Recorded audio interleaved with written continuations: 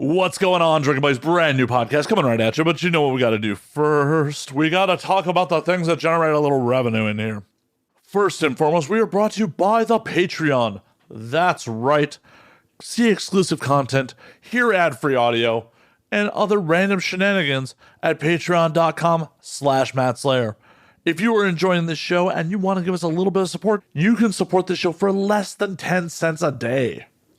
$3 a fucking month. That is less than the cost of a beer. And if you want to support even more, get some IMDb credits, get some ad-free audio. There's all sorts of stuff. There's random musings and other art that I throw up there beyond the Now We Drink stuff. So check that out at patreon.com/Matt Slayer. Before we get into it, the other ways you can support this show are real easy. Tell your friends. If you're enjoying the show, tell your friends. Tweet about it. Post about it on Facebook. Share a post. Tell people. It's really that easy. And the other way is go to youtube.com/nowwedrink and subscribe. It costs you nothing. It supports the show, helps us with the whole YouTube algorithm thing. And yeah, we'll go from there. But let's get on with it. My guest this week, author, publisher, musician, Christoph Paul. Christoph Paul is the founder of Clash Books and the bassist and lead vocalist of the Dionysus Effect. We talk music, we talk publishing, we talk about how he got into the game, both games. This was a really fun episode. So sit back, relax, pop a cold one, and enjoy, Drinking Buddies. When aliens come to take over, and look at us like we're out of our minds now. We're gonna galactic makeover, and now we're thinking that they just might be right. I cannot wait for this whole world to end. I'm gonna break out the bottle with my friends. I think they'll tell the best stories when we're gone. And now we drink. Hey, welcome. Cheers, by the way. Welcome to the humble abode. Cheers. Thank you for doing the show. Yeah. Thanks for having me on. My absolute pleasure. Not only did you make the long commute across country, you made the long commute across fucking LA, so. Dude, fucking traffic here is, I feel like I'm in fucking Jumanji or something, going from Santa Monica to here. Like everything takes extra hour. It's wild. Yeah, when we were setting this up and you're like, I'm coming from Santa Monica, it's not too far. I'm like, I'm not going to say anything. May jinx the show from happening. This is like 5 different countries in one little city. Well, not big city, actually. I mean, it's pretty big, but yeah, that's what it feels like. Oh, and you haven't even like made it into the valley or the remote parts that are still technically fucking LA. Yeah. No, but it's good to be here. Thank you for having me on again. My absolute pleasure. In doing the little bit of research I did for the show, believe it or not, audience, I actually did a little research for this one. Half the time I'm just like, let's just get into it. I feel like your band has the only song about cuckolding that I think exists in. Nice. I like it already. I'm like, I'm glad I did this interview. Getting straight to the good shit. Yeah, no, it's kind of funny. Like, I guess I'm, I don't want to be called cuck rock. That's probably not marketable, but. Oh, I mean, ironically. Yeah. Darryl is, Darryl kind of sums it all up, what I do. Cause, my day job is being a publisher and my passion's doing music, and I wrote a fucking cuckold rock anthem, and I'm proud of that. I'm proud of that song. I think it's a good song. The book actually talked about, and that was the seed of the song, is like, there's no cuckold rock songs, and that stayed with me. And then all of a sudden I was like, da-dun, dun, and then it's like, hey Darryl, and then I was like, this song's fucking written. So. And you mentioned GHB in the fucking song. So that's in the book. The cuckold Darryl loves GHB. It's his drug of choice. I have to give a shout out to Jackie S., fucking brilliant writer. Like, my goal was like, you know what? If I can do a song that's half as good as this book, this is going to be a pretty good song. So it's all about Jackie. She's a brilliant writer. I was lucky enough to work with her, but the guys were like, you wrote a cuckold song? I'm like, dude, just hear it. And, it got some love from, got to give a shout out to Loudwire. That's like a pretty good magazine, to say the least. And, it's wild. You never know, man. Like, if you would have told me a couple years ago, I would get a Loudwire blurb for a rock song about a cuckold. That's life, man. That's life. It's so wild. Have anyone from, like, who used that as a derogatory term, like, attach themselves to the song at all? You got any feedback from it? Not well. We did get We've gotten. There's the other band called themselves Cuck Rock, but they're like doing weird like indie rock. So I guess like guys have called them like you guys are cucks, and they've like embraced it. But no, most the actual cuckolds have yet to go. It's funny. I need to because I want to like get some more marketing going. So I'm thinking about going on Reddit and like putting it in the cuckold section. Like I'll do it under like a pen name, but like check out, there's a cuckold anthem. And I'll get, they need representation too, I mean, it's a funny term because I remember there was that movie Cuck that came out, which was, I got to admit, it was no disrespect to the director. It was not a good movie, but I kind of found it funny, like in that like ridiculous way. And it was just such a fucking huge word. Everybody was like, you're a cuck, man. You're a cuck. I feel like that term has died down. I don't know. What do you think? Like, I mean, it's still here, but it's still here. It's mostly with 12-year-olds on fucking the internet at this point. Like, it just keeps getting lower to like now the 13-year-old edgelords instead of like the 22-year-old edgelords. Yeah, the 13-year-olds are like, you cuck. I'm like, you haven't even seen a fucking vagina. Who are you talking to? Yeah. But and I'm not here to kink shame people that are legitimately into it either. Yeah, no, I mean, one of my day jobs was I was a porn store clerk for about 2 years. This was a while ago. This was like I was young, and it was mostly predominantly like older black men that would come in, and there was just like this one white dude that would always come in, and every time he got a cuckold video, and I was like, and he had cuckold vibes, like you could tell that was his whole thing. And, no shame, if that's your thing, I asked this, I remember I used to do the podcast game back in the day, and I had this really cool, she's into like kink and fetish, Devora Gray, shout out to Devora. And I asked her, I'm like, are cuckolds weak or strong? And she said, they're actually alphas. And I was like, what? And she's like, she said, these are the guys that have enough strength to deal with their, wife fucking better guys and all that, or their girl. And I don't know if I still agree with that, but it was an interesting perspective. Well, it definitely takes something to be like, oh, hey, not only am I okay with you fucking other people, but I get off on watching you receive pleasure. Yeah.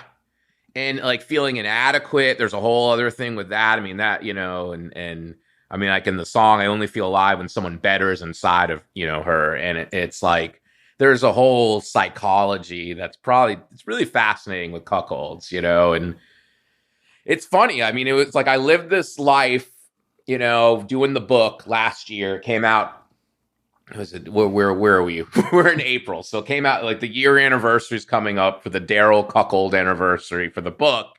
And now it says this whole new life as a song. So I've cuckold. God bless the cuckolds. They've done good things for my life. Do you feel like you've succeeded if Darryl becomes a new like derogatory term for a cuckold? I feel like Darryl. Yeah, you're a Darryl. Wow, I never even thought of that.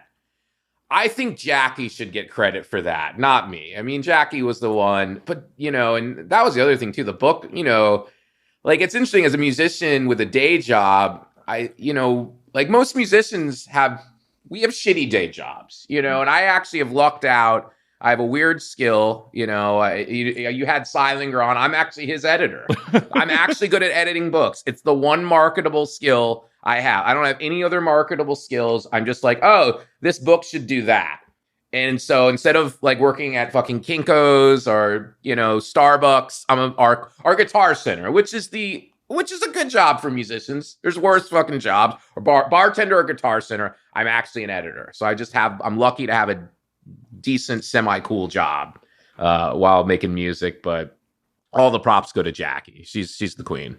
All right. So you heard it here, folks. If Darryl becomes, you're a Darryl, we're giving it to Jackie. Give it to Jackie. She's earned that. Yeah.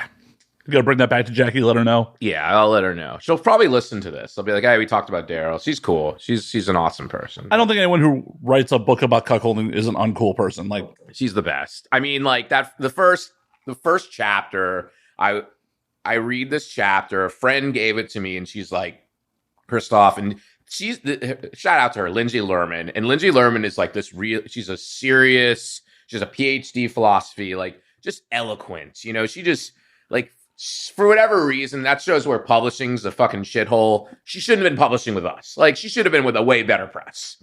But, you know, we got her, and I'm happy we got her. She's like, you know, my friend Jackie, she wrote this book. It's really readable. I don't want to say too much, but I think you might be into this. It's very transgressive. And I go, all right, you know, we'll see. And I read this first page, and it's about this guy named Darryl talking about how he needs to see his wife fuck LeBron James. And it's the greatest opening chapter ever. And I was like, unless this totally falls apart, I'm publishing this book. I mean, it was just, and I'm a huge sports guy too. So it was just like, all right, I'm in. And it you know. Spoilers for the audience. Does she succeed? Does she get LeBron? He doesn't get LeBron. I feel like that's okay. I can, and he didn't even make the playoffs. So sad for LeBron. Sorry. Are you a Lakers fan? I'm not. Yeah, you don't give a shit about it. Yeah. No. Yeah. I'm originally from Chicago, and like, I enjoyed the Dynasty Bulls, but otherwise, Yeah, you're like, whatever. Yeah. But the only sports I get into are like sweaty men punching each other. that's cool. I can respect that. But yeah, no, I mean, it was fun. It was a fun book to edit and put out, and you know, a song came out of it, and hey, here we are talking about Darryls and cuckolds. I mean, what a great life. Right? Who would have thought 10, 20 years ago, like, this would be a topic of conversation for talk radio? Yeah, we're in exciting times. I'm an optimist. You know, I think we're you know, there's a lot of terrible shit going on in the world, but there's also beautiful moments like this. You know, I agree, but this is still not the dystopia I signed up for. No, that's true. That's true. I want fucking Blade Runner-esque neon lights everywhere. And It's just gonna be lame. The stove. It's just that's life right there. I'm very old school, like, you know, old school, like Italian Jew. I'm just like, yeah, we're gonna get it, but it's gonna be fucking boring and kind of lame. It's just like, you know, little pricks of each day that kill you. You know, that's my opinion on it. as our corporate overlords get bigger. Yeah, and that's what's happening. Yeah. Hey, I'm really looking forward to see how Amazon kits out their army. I mean, it's going to be, I think it's going to be like machines. I think it's going to be Terminator. You know, I think we're on our way there for that. My whole theory on when it becomes machines is like, they're not going to do it like in Terminator. They're not going to be coming at us with laser weapons and shit like that. No. Biological warfare. Yeah. Like, oh, hey, my opponent has to breathe and I don't. Why would I fucking bother with nukes? Yeah.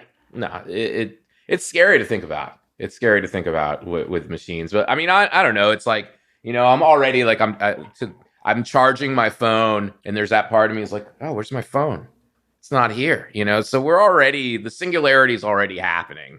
One of the things I love about this medium is like, when was the last time you actually got to sit down and talk with someone for an extended period of time without staring at your fucking device? It's a beautiful thing. No, I'm like happy to do a podcast again. It's been a long time, especially in person, you know, because I was in New York and you had, you know, fucking COVID and all that shit. And it was just like, this is dope to just actually have a conversation. And we're like pretty much strangers. Yeah. We've texted like 10 times, I would say. That's it. You're not even saved in my phone. Like, we're that level. Yeah, I just like, we have each numbers. Right. I haven't even like put the name in. So yeah. Right. There's no name, there's no picture. But that's kind of great. I mean, that's the benefit of being in like the digital age. You know, you know, it's easy to set this up. And I mean, I like it. I mean, I'm, you know, publisher and musician. Shit's easier to do.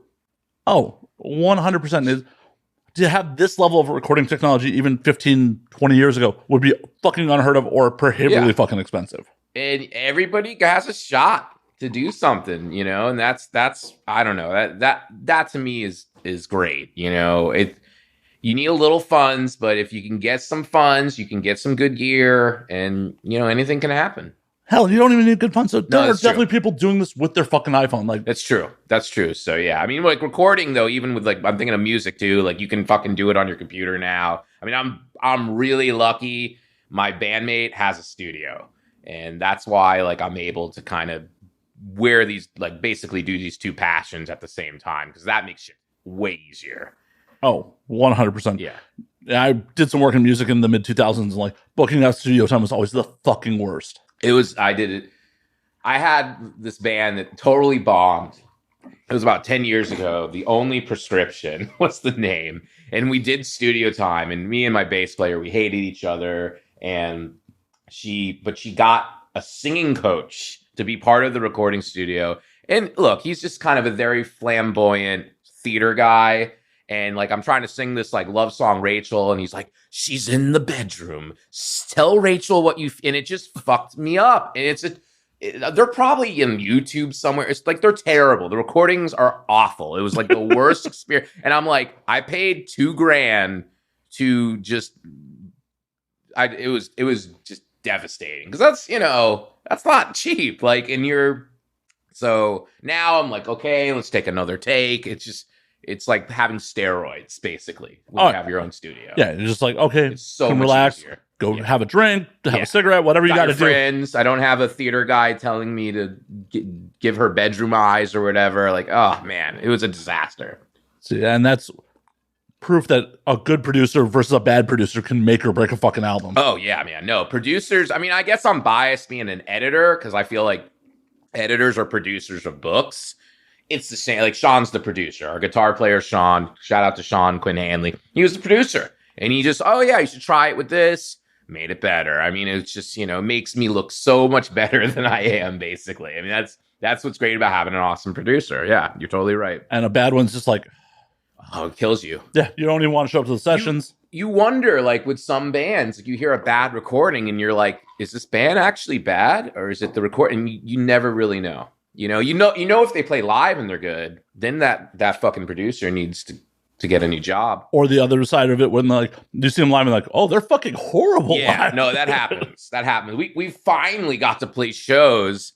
We've literally played 3. We formed in 2020 during COVID, like a full band. We've played like 3 shows now, and it's like we were actually good for 2 of them. So 2 out of 3. The first one was just, you got to get the first one out of the way. 100%. It was just like, all right, that's the time to have a horrible show. You're first to new bands listening to this, new musicians.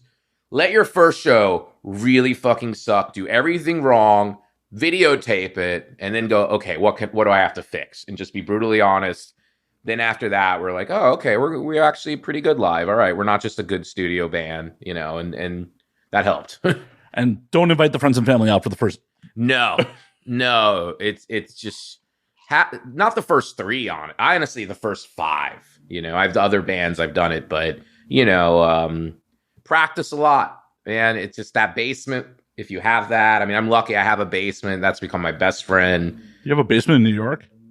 New York. Wait. I'm in upstate. Oh, okay. I'm in upstate New York, which is cheap. And honestly, like, I lived in New York City for a little bit. I have to say, I am fucking Team LA all the way. Fuck New York City. Look, I loved it there, and I lived there for 4 years, but it's just not worth it. Upstate, I have a yard. I have a fucking yard, man, and like a basement.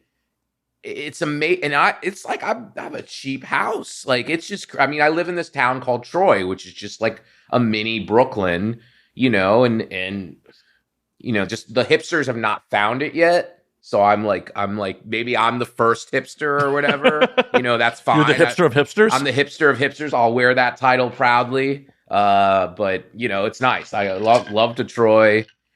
But yeah, no, I mean, it's living in upstate made it so much easier to like start a business with a press, just save so much money. And I have all my friends in New York City, and they're probably making more than I do, and do it. I have good freelancers, and they're living, paycheck to paycheck. But it depends. Like, at the same time, you have a lot more shit happening in New York City. Same with here. It depends what you need. I mean, as a writer, it would be better to be in New York City, but as a publisher, I'm fine. So yeah, they have to submit to you. So yeah, so it works. And we go down there. We're actually going to be down there in May 3rd doing a reading. So it's like a 2.5 hour drive. Oh, that's not bad at all. Yeah. Not bad at all. Like, being in places like New York or LA is like, you want to be here for the action, the networking, like the opportunities. Yeah. But if you're already got a set base and don't have to be in these places. No, so yeah. It's a weird thing to go from it's weird, like as a press, like it's funny because like as a press, I feel like solidified. We're doing good. Like we're gonna publish fucking Eve 6, the Heart in a Blender guy. We're like publishing his memoir. We have a lot of good authors. Michael Seilinger. We were talking about him earlier before the show. very blessed, man. Like I'm really lucky to have like a day job that I love that actually pays the mortgage. You know, I do freelancing and stuff. But as a musician, I'm totally new. So it's like, it's interesting to have one thing which is like solidified and another thing where you're just trying to get it rolling, you know. Where do you find time of the day to do both? You know, I do the publishing stuff in the day, and then I do music stuff at night, and that's kind of how it is. And I try to like find time, with the woman, with the lady. And, I find it, but I'm tired all the time. And I have to stop. Like, I tweet about being tired, and it's like, that's probably not good to do. As you're trying to build yourself up as like a cool rock guy and just, I'm fucking tired today. I got to stop doing that. Hey, it's just fucking struggle because you're just like, well, I just want to be sincere with my audience. And then it's like, no one really wants the sincere rock star. No, I'm kind of like just hoping people start thinking I'm on heroin. I know that's bad for a publisher, but you could be a publisher on heroin. Like, I'm just like, it would be better than just, I'm editing books all day and dealing with bullshit because we like joined a distributor, and it's like there's so much lame ass boring shit that comes with being a publisher. Like, the book stuff is cool, like editing books, curating, that stuff's awesome. Then you're like, okay, I got to figure out what print run to do. I have to do royalties. I have to email this person for a millionth time about publicity. It's like, that's the boring shit, but it's pretty dope though, So many people don't realize the business that goes into like anything fucking creative. Like, hell, doing music, it's like, oh, at some point you're going to be like, I have to do inventory for merch. Yes. For fucking any physical media you press, all that fun shit too. No, and it's funny because I have to deal all that shit with, being a publisher. Like, I'm here because I did the LA Times Book Festival. I'm wearing the publisher hat way more than the musician hat while in LA. And, I got, deal with the books. Actually, my friends played a prank on me that we got all our books stolen, like writers. And I was like, I'm run down because I was just like, you know what? Fuck it. I literally was like, yeah, fuck it. What are you going to do? They stole books. It sucks. But they're like, no, we were just playing a prank on you. But they were probably so disappointed about that reaction. No, yeah. They're like, I have like these two like edgy writers. One I published and one's like her boy toy or whatever. And the boy toy like is the naughty one, and he's like, yeah, let's play a prank on Christoph that the books got stolen. And I was just like, fuck it, what are you gonna do? Guess we're making an insurance claim. Fuck it. Yeah, I'm like, it's LA, man. I shouldn't have left those out. But right, they're part of a homeless encampment now. I was like, fuck it. I mean, that's people want to steal books. Like, people don't steal books. There's part of me that like subconsciously knew, like, nah, people steal music. People steal food. It's very rare people steal books. It's just, I wish people would steal books, honestly. Right? Like, that's free marketing. Fuck it. No, yeah. I just would look at them like, all right, that's our marketing for the week. All right, move on. There's just copies out in circulation. Fuck. But LA is cool. We did a reading and stuff, and did the book festival. It was cool. I got to meet David Duchovny. That was kind of dope. I know him was he playing Hank Moody, or he might as well have been because he's a writer, but it's like I go way back to David Duchovny, like I can remember being a 12-year-old boy. And I know that I knew him. I can't remember. Did I know him through X-Files first or through Scrambled Porn? Because those fucking Red Shoe Diaries, man. Yeah, I'm an old man. I know. Okay, yeah. So I was like, I'm like an elder millennial. So I think I was just on the cusp. I might have even been pre-puberty, honestly. So I might have not even whacked it to Red Shoe Diaries. I'm trying to remember here. I remember there was one that was my go-to, was like the Bordello or something. There was like, women's stories of passion. I'm a male feminist probably because of women's stories of passion. No, it was like boring ass, scrambled porn. I'm like, this is kind of fucking boring. But there's boobs. So all right, So I remember that one. But yeah, that's like an elder millennial and Gen Xers, like for especially the dudes. There was a time of scrambled porn. Yeah, the children today will never understand. They'll never get it. There's like I go on Twitter and I'll see like fucking butthole pics. Like people are showing their butt. Like I'm not a prude, all right? Pussy pics, all right, fine. That's a vagina, Okay. Look, that makes babies. Okay. I think where my line, it's like butthole, that needs to be something intimate. Like, Does it? I would say, like, that's like you've been dating, You've never had anal sex on the first date? Not on the first date, I think like the close. Oh, yeah. No, I dated this. She was a MILF. She was the first MILF I ever hooked up with. I was 20 and she was 26. She's a MILF by like porn standards of MILF. Okay. Yeah. Well, she's had a 6-month-old, a 9-month-old. So she was the technical MILF. She might have been 28. I don't know. I know I turned 20 and we hung out and it was like right around my birthday and we're like, I mean, it was just like, it was a good match because she's just like, she got her sex drive back after having a kid. I'm horny as hell as a 20-year-old. I've had sex, but it's like, it's like, this is a woman. This is not just another college or my high school girlfriend. And it was just a great match. And I remember, I'm like, we've just done everything. And it's like, hey, let's try anal, And she's like, do you have lube? And I go, I have shampoo. Does that work? Like, I didn't know shit about anal sex. I mean, at 20, I didn't know shit about it either. Yeah, I did not know a damn thing. I was just like, I did not know you needed lube. I mean, I was just not. I knew about sex. I did not know about anal. I'm just like, let's just try everything. And no, she did not want to have shampoo anal sex. Go figure. Amazing. That prude. Fucking prude. Didn't want. It's Johnson & Johnson's No More Tears. Come on. I think that was like the first time I learned that it does help if you actually have like a connection with somebody. Because I'll never forget, we actually go get dinner. So we were like actually going to have a conversation that doesn't involve, we just have like great sex. And it's just like, I'll never forget. So this is like I don't even know when this was. It might've been 2006, 2000. I lost track, but she's like, so what about this war, man? And I just, that way she said that, she just didn't know. I mean, it was just like, we have nothing going on. We have nothing in common. We just like, so we lasted about 3 dates and we still never had anal sex though. That's a goddamn bummer. I know. That's why young guys have lube. Old guys, everyone have lube. Have lube. Don't use shampoo, have lube. That's my PSA. Conditioner doesn't work either. What's that? Conditioner does not work either. No. Head and Shoulders, not good for anal sex. No. Ooh. That sounds like unpleasant for everyone involved. Yeah. I mean, it'll keep dandruff away, but I'd be a little worried if there's dandruff on her, on her pubes. Like, if your pubes are flaking on me, I might be out in the first place. Yeah. That's not good. That's not good. Mm-mm.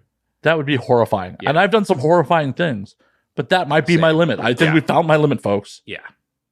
I'm just like funny because I forget I'm like a serious publisher. I always imagine like Christoph Paul demands girls to have Head and Shoulders anal sex on Reddit or some like literary blog. I'm gonna get canceled. Yeah. Hey, God willing. Yeah. Hey, Head and Shoulders. You want sponsorship? Christoph Paul, Twitter, Instagram, Dionysus Effect. I'm giving you gold here, Head and Shoulders. The way I look at it is the public has to give a fuck about you to cancel you. So yeah. Not probably there yet, so that's good. Through time. The best will be in 10 years when they go back and listen to this interview. Then they come forward. No, it's going to be like Christoph Paul, multi-platinum artist. Uh-oh. But wait, did you know what he liked to do with Head and Shoulders shampoo to a poor single mother? Right? He only took her out for 3 dates and he was out when there was no anal sex. Didn't like her stance on the war. I don't even remember which fucking war it was. Could have been. It's probably Afghanistan. I mean, at that point, it's like dual Iraq, Afghanistan at the same time. At that point, yeah. Who knows? But the Middle Eastern problems. Yeah, the Middle East. So, oh man, I'm gonna have a sip after that one. But it's okay. it's A-okay to like spend time with someone that, you know, the only thing that you have in common is rubbing genitals together. That's okay. Yeah, no, especially in your 20s, that's the time to do it. You know, I'm in a relation, like committed, I'm married, you know, I'm in that now, but How long have you been married now? we've only been married like 3 years, but we've been together for like 7. So yeah, we're in it for the long haul, but miss her, looking forward to getting back, but yeah. Some head and shoulders anal sex when you get home Yeah, of to course. celebrate. Yeah, she knows what I like. She's got all the head. She's got fresh bottle weight, and she's Yeah. got to crack the seal for you. Like, baby, That's my girl. That's my girl. Head and shoulders all the way. But yeah. it's amazing, like how much you will put up with this. A dude like, oh, sex is good, and then you know, oh God, you talked. Fuck. Oh no. Yeah. Oh, maybe I'll hit it a couple more times. Maybe. Yeah, no, guys we're awful. We'll just we'll stay with it. You know, we'll stay with it until something. The only reason why I wasn't with her is because I met this girl at fucking Denny's. Out of all places, she was my crush because I would go there. I'm a writer too. I'm more of a publisher, but I would like to go to Denny's and write. And there was this like mysterious girl at Denny's. She was the Denny's girl. And I was just like, and I was with you know, the MILF, the young MILF, and then like the Denny's girl and me talk finally. The mysterious like Denny's girl. She would just go there and draw. So she was an artist, so that made it hotter and all that. She ended up being crazy, but we went out for like 4 months. But yeah. Hey, the crazy ones are fun. Yeah, she was fun. It was a great it was like 3 dates and it was 3 months. You know, I was easing my way. You know, now I'm married and all that shit. So That is another thing that I don't think millennials will ever get to, like the Gen Zers or the younger millennials will ever really get to experience. Just going to a Denny's to hang out. yeah, that's more elder millennial and Gen X for sure. I mean, it was, yeah. I would go like right at Denny's. It was like my spot to like, I'd work on books and stuff there. Yeah, man, Denny's. I guess it's, you know, I did see, what was that? There was that band, like, What the Fuck's Up, Denny's? Do you remember that? Yeah, the hardcore band, yeah. Yeah, the hardcore band. So there's still magic at Denny's, But it's not the same. I know my elder, like, it was either IHOP or Denny's, like, open 24 hours as a cigarette smoker at the time, like, Yeah. hang out, smoke cigarettes for hours, barely afford a cup of coffee and some fries. It was some a poor- spot. It was, some a, poor it was fucking- a spot for artists. It's like, you know, it's like you have like, you picture fucking all these like 1920s Parisian famous fucks, like, you know, what was it, Hemingway and Fitzgerald that are fucking hanging out in these like fancy French cafes. And you have these millennial and Gen X writers in fucking Denny's. And that says it all right there. Like we got the raw deal. I honestly feel like those guys, their French cafes were probably romanticized. They're probably shithole French Probably cafes. shitholes. Yeah, you're right. No, they probably fucking smelled like shit, and they were like, you know, the drinks were fucking awful, and you know. But that's still fucking amazing. Yeah, you're in Paris though, you know. Yeah, I would take that. I would take that over Denny's. No disrespect to Denny's. Denny's is a magical place, but you know, a Moons over Miami versus like, you know, a Parisian cafe in the 20s. It's probably Parisian cafe. Yeah, probably, but We'll never know. We'll never know, and we don't never get to really live. know. We don't get to live that life. It's not the same now, Denny's. It's just not the same. I went, you know, I remember going again when the pandemic like started to let go, and I'm like, no, I just wanted like, I got to experience Denny's again. I was gonna go like do my own writing there, and yeah, it's just not, doesn't have the magic. You know, there was a romanticism to Denny's. Well, there's not a bunch of teenagers sitting there smoking cigarettes no, or smoking cloves. yeah, that's, oh God, you're taking me back, man. Yeah, that was a time. That was a time you could smoke at Denny's. Wow. Oh yeah, we just like whole fucking groups of us sitting in the smoking section. Yeah. There was a Denny's out in I the was suburbs. just old enough to remember that. So, Yeah, there was a Denny's out in the suburbs of Chicago that my friends lovingly refer to as the scene Denny's. mm-hmm. That's the artistic scene of the suburbs, really. Denny's. There's no like cool cafes. I mean, those have popped up more now. You know, that's another thing too, and it's interesting because I know, you know, today's a special day on Twitter. And I'm thinking about that, like, you know, like you had like Denny's, and you had maybe like if you lived in like in the suburbs, Denny's and like an open mic. And that would be like your artistic That was it. You get shitty poetry, mediocre comedy, and, you know, maybe if you're lucky, a decent singer-songwriter who, you know, but usually they were bad. Yeah, usually they're like got up with an acoustic and like, this is going to be horrible. Yeah, so you just had a lot of bad art, but people came together. And I think social media has actually replaced that. I have a whole thing where, you know, like Twitter, you see a whole weird, because I'm like part of all these different worlds, you know, I'm part of music, I'm part of writing. I love a lot of comedians, and they're all like kind of fighting now because they don't have to put up with each other. At the open mic, they all had to tolerate each other. Like the ultra woke poets had to deal with like the edgelord comedians and the musicians who just literally are just narcissists who don't care about anything but their own music, had to learn to be nice and have social skills. And now, you know, you're just online promoting your own shit. And then the poets now they don't have to deal with the comedians. And the comedians don't have to deal with the poets. I know they're happy about that. So you have these worlds that are not cross-pollinating any world. And I think it's actually part of why Twitter and social media sucks, because there was something good about people who naturally wouldn't like each other having to be forced together and learn from each other. And you don't have that with social media. You don't have to do an open mic. You can fucking go on TikTok. You can go on YouTube. You don't have to deal with artists you wouldn't want to deal with. And it's kind of shitty now. I wholeheartedly agree. And hell, one of the other things that social media has changed up is there are no fucking tastemakers anymore. For better or for worse. Worse. I'm drinking. Yeah. For better or worse, the gatekeepers and tastemakers helped in some degrees. I do miss them. It's tough. I mean, you know, I went from like putting shit on hold as a musician, and like I stopped for a while. I stopped like in 2015. I kept writing, but I was just like, I'm this band shit's killing me. I just took a break from it. I'm like, I'm gonna switch in. I started to switch instruments. I went over to bass. I was still a singer, but I was like, I'm gonna go back to bass.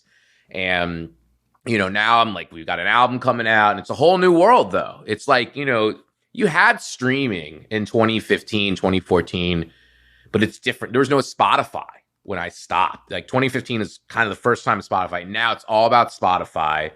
And it's just there's playlists, and you have tastemakers, but it's just not the same. It's not the same. It's not like before radio went completely corporate, where you'd have some fucking program manager being like, I really dig your track. I'm going to fucking spin it. Yeah, I mean, there's some good shit that's missed. You know, you have some guy, like I like the Melon guy on YouTube. What's his name? Do you know what I'm talking about?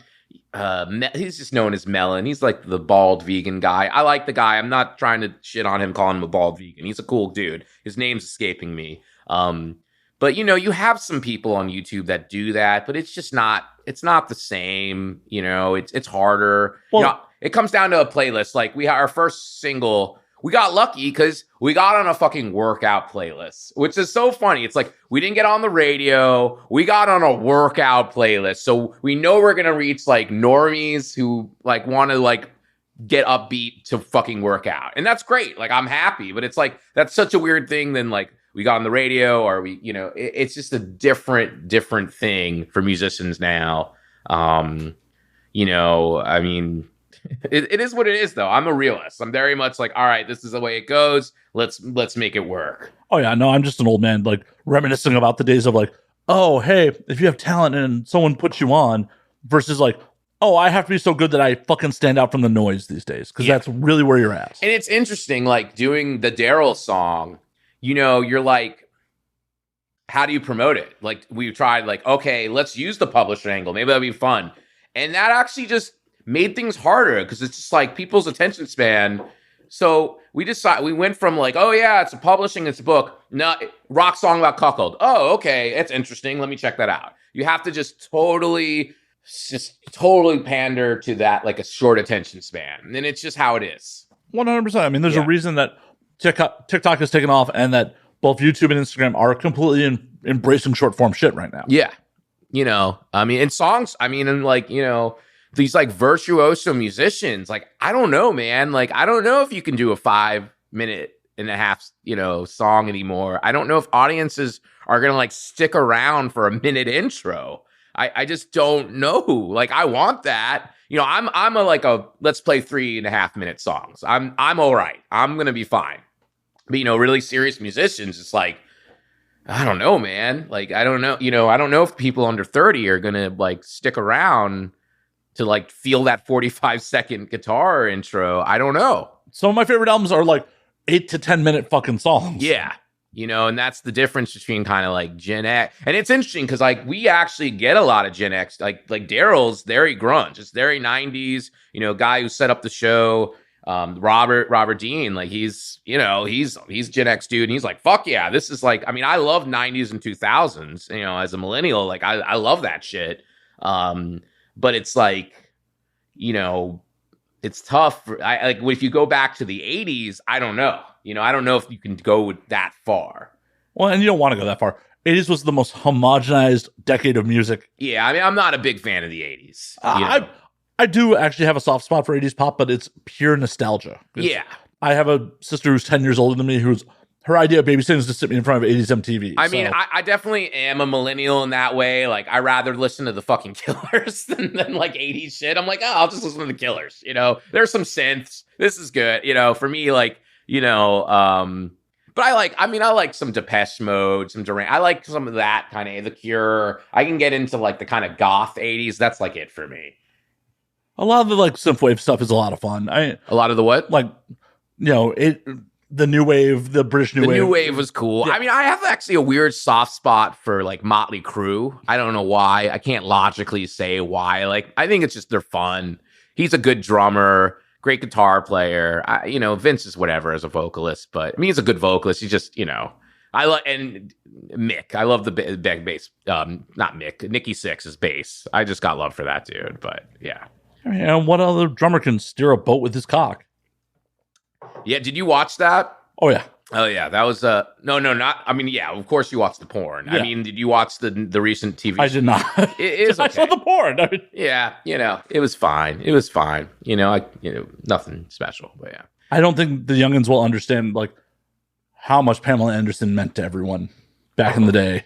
Yeah, I was never actually that huge into Pamela, but I get it. I'm not a huge I'm an ass guy, not a tit guy. So, it was just in the war of tits versus ass. I'm team ass. So I never was like crazy about Pamela. I got it. She's beautiful, but it was just never was like, oh, this is going to be a spiritual experience to see her have sex with Tommy Lee. It really wasn't. Yeah. It was just like, it was, and it was like the first, like kind of what would be the postmodern moment. You're like, this isn't porn, actually. This is something totally else. It's like an intimate moment with two human beings. This is not, let me come on your tits kind of thing. Right. And she honestly did, because it was an intimate moment, she didn't look like she was a ton of fun in the sack.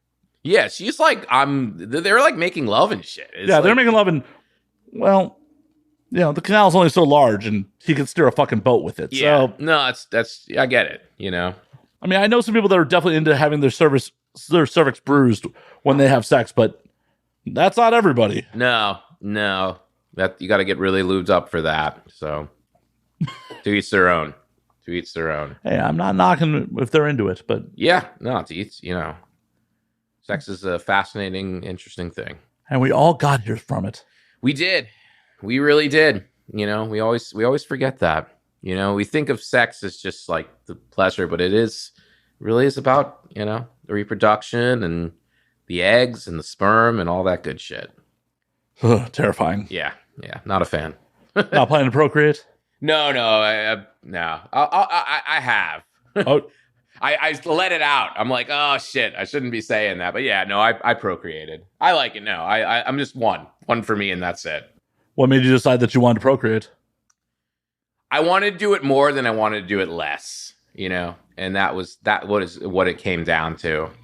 But I'm happy. Yeah, no, I'm like a newly father. I'm like it's hard because you're like, it's funny. I'll be like posting like shit about like we did a cover of Get Low. So I'm like, here's this new song about fucking cum. and then I'll have like, oh, here's my adorable son. He's 3 months old, so He's 12-month-old cum. It's fine. Yeah, exactly. So it's a tough with branding. You have to like as a musician and a writer and all that shit. You're like, I just like fuck it, whatever. Let the music, and you gotta have a vibe. Like I'll dress up for shows, but at the end of the day, you just you got to just be yourself.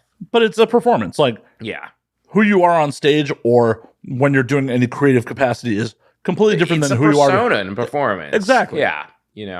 I just don't want to be dad rock. I don't want to get labeled that. I don't think talking about cuckolds in your song is going to get you labeled dad rock. No.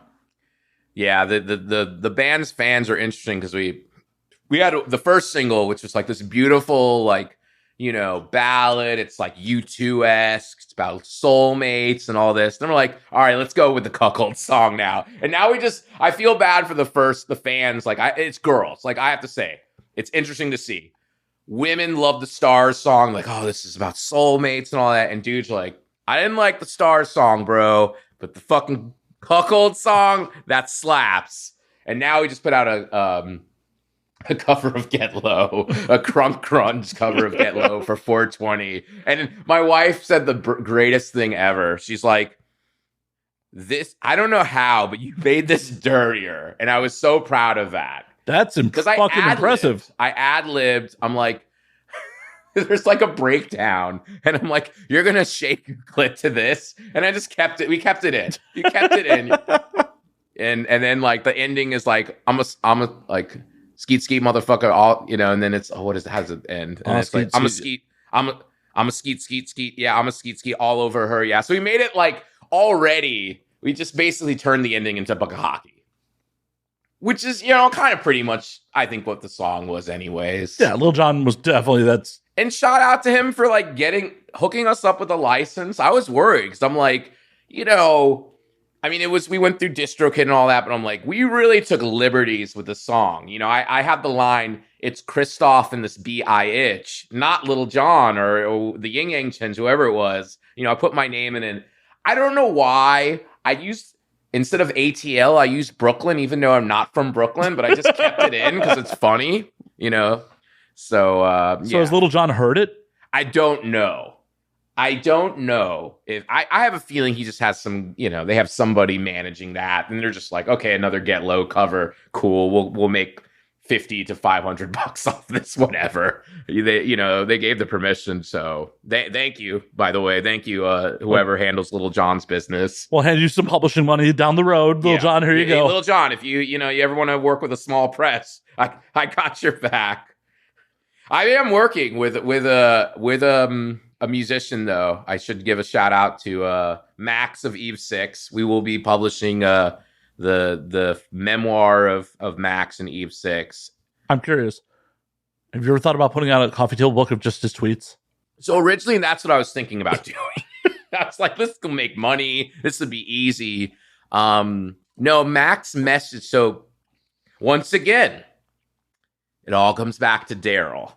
So this journalist, her name's escaping me. She's a great journalist, but she on Twitter she showed the chapter, the Darryl chapter about why is there no cuckolds, songs? Why are there no cuckold rock songs? And Eve 6, who's, if you don't know, he's like prolific on Twitter. He has like a whole new life on Twitter. Saw that and he thought it was the funniest thing ever. And he started talking about Event Horizon being cuckolds. And I don't know if you remember that band. Okay, I was about to say that. She's everything you want, everything you need, but she's not me or something. Okay, I was thinking of the Lawrence Fishburne movie. Oh, wait, I totally just called.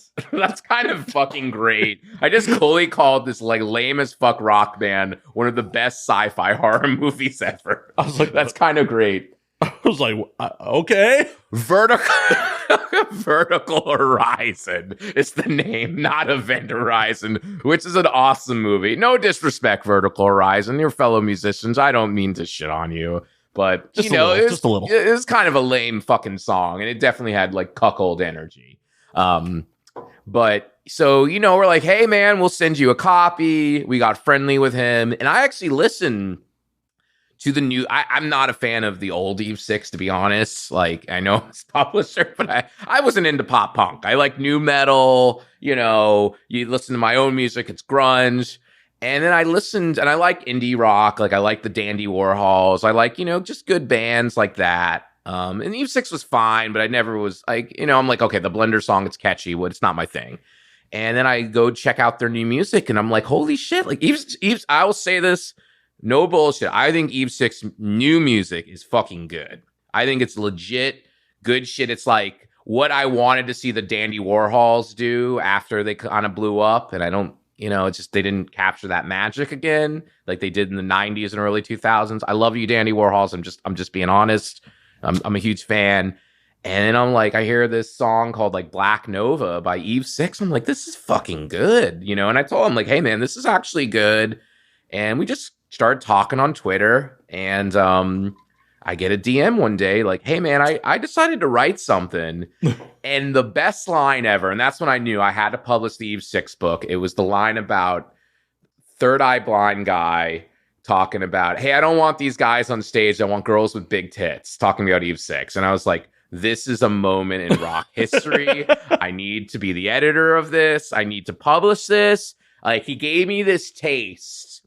Like, it's funny. There's like a rock documentary that I love called the Defiant Ones, which is with Jimmy Iovine and Dr. Dre. And Jimmy Iovine is like, he's got to get Trent Reznor with Nine Inch Nails. He's like, he's in another record contract. He's like, I'm finding a way to get Trent Reznor. He's the guy. And that's how I was with the Eve Six book. Like, and I'm like, you know, Clash is like known for publishing some serious literary fiction. I'm like, nope, I need the Eve Six book. And we kept messaging him, and I found out he got some co-writers, because I think it's really hard to write a book. And when you're already in a rock band, so he found these awesome co-writers, and then I see them doing it, and I'm like, I email them. Like, I was on a fucking mission to publish the Heart in a Blender memoir. My poor writers are like serious we publish some like academics and literary people, and they're like, why the fuck is my publisher obsessed with Eve Six? But I was like, I gotta publish this. But yeah, we signed a contract, so either 2023 or 2024 there will be a Heart in a Blender memoir. But yeah, it's cool. It's cool. Like, that's probably one of the fun parts of my day job. I joke that, yeah, my goal is to actually publish Eve Six is to get Steve Albini to produce my band. That's the next. That's really why I'm doing it. You're playing chess over 5D chess. Publish Eve Six. He's friends with Steve Albini on Twitter. I slipped Eve Six the demo, slip our songs, show him the Darryl song, and then he's going to send it to Albini, and that's how the Dionysus Effect takes over rock. That's the plan. So I'm if laying the it out. Dionysus Effect really blows up, what happens to the press? So I've thought about this because, you know, I'll be honest. I think we have a shot. You know, we got some good rock songs, and it'll come down to, and I'm gonna keep it real. If there's a rock revival, like if all of a sudden Zoomers and fucking millennials, they're like, hey, we actually like rock music again. We have a real shot to go somewhere. If that doesn't happen, who knows? You know, I think we'll play some good shows. We'll have fun, maybe make some money. Who knows? Maybe then the goal is like one of my favorite bands. They made it because shout out to them. A band I love, the Gay Blades. They're not really around anymore. They're on hiatus. They got into a fucking Taco Bell commercial, and I was like, fuck yeah, my boys are getting paid. They got that Taco Bell money. So it's like that's kind of the goal for like 21st. Like if you started a band in 2020, you're like, okay, guys, yeah, we want to have fans. We want to have, groupies, all that shit. We need a commercial. How do we sell out? Yeah, how do we sell out immediately? No, it's not even a question of selling out. It's like, how do we do it? There's not even like, oh, do we got to, like, it's just, like how bad is the corporation that we want to work with? Like, I can like talk about, I can deal with that. Yeah. No Nestle, right? No Nestle. Yeah, no. They're pretty bad. They're pretty, no. I've read up on that. No. See, there's a line. There's a line you got. So what's your line? What is the line? That might be it, honestly. That might be it. Just like, are you harming people like purposely and hiding it? That's probably my line, But yeah, no, I would basically still edit because it's kind of like weird. I've made this because I was more of a writer than a publisher. It was not like a dream of mine to be a publisher. It was just like, oh, I'm good at editing. I should mention this, and, Robert, because that's part of my story, not to get sidetracked, but Tangents happen on the show. Don't worry. Mandy DeSandra. You probably don't know the name. I do not. So this is kind of how I stumbled into being a publisher. This was kind of after I was like, whatever. I took a break from writing, took a break from it. I was actually studying to be a shrink. And it was a weird time in my life. It was about 2014. I took a break from music. Took a total break. I was just like, this isn't happening for me, And that's all right. I like talking to people. We're having a good conversation right now. I think I'd be a decent shrink, I was sick of freelancing shitty books. Like, I was burnt out. I remember getting this guy's fucking journals. He's like, turn this into a book. And I'm like, I can't do this anymore. I was burnt out. So I was like, all right, I'm going to go back to school and figure shit out. We ended up moving to New Hampshire. It was like, I went from New York City to New Hampshire because I had a really cheap ass place to stay. Yeah, there's a reason for that. Yeah. It's New Hampshire. It's New Hampshire. No one wants to live there. I can talk some shit about New Hampshire later. They're not even worth talking shit about New Hampshire. Like, it's such a shitty place. Like, it's not even worth shitting on. My one true New Hampshire experience was I had to go up there for work in like 2011, and my mind was blown because I had to go into the fucking commercial kitchens, and there were white people working in the kitchens. I'm like, this is hell on earth. I'm not white in New Hampshire. I'm an Italian Jew, not white. I'm not white there. I'm something else that they don't like. Like, they're fucking racist, crazy people, New Hampshire. I don't give a shit. I'll never forget. And these were the nice New Hampshire people. They gave me a ride to the train station, and it was really cold. And they're like, oh, you can stay in the car.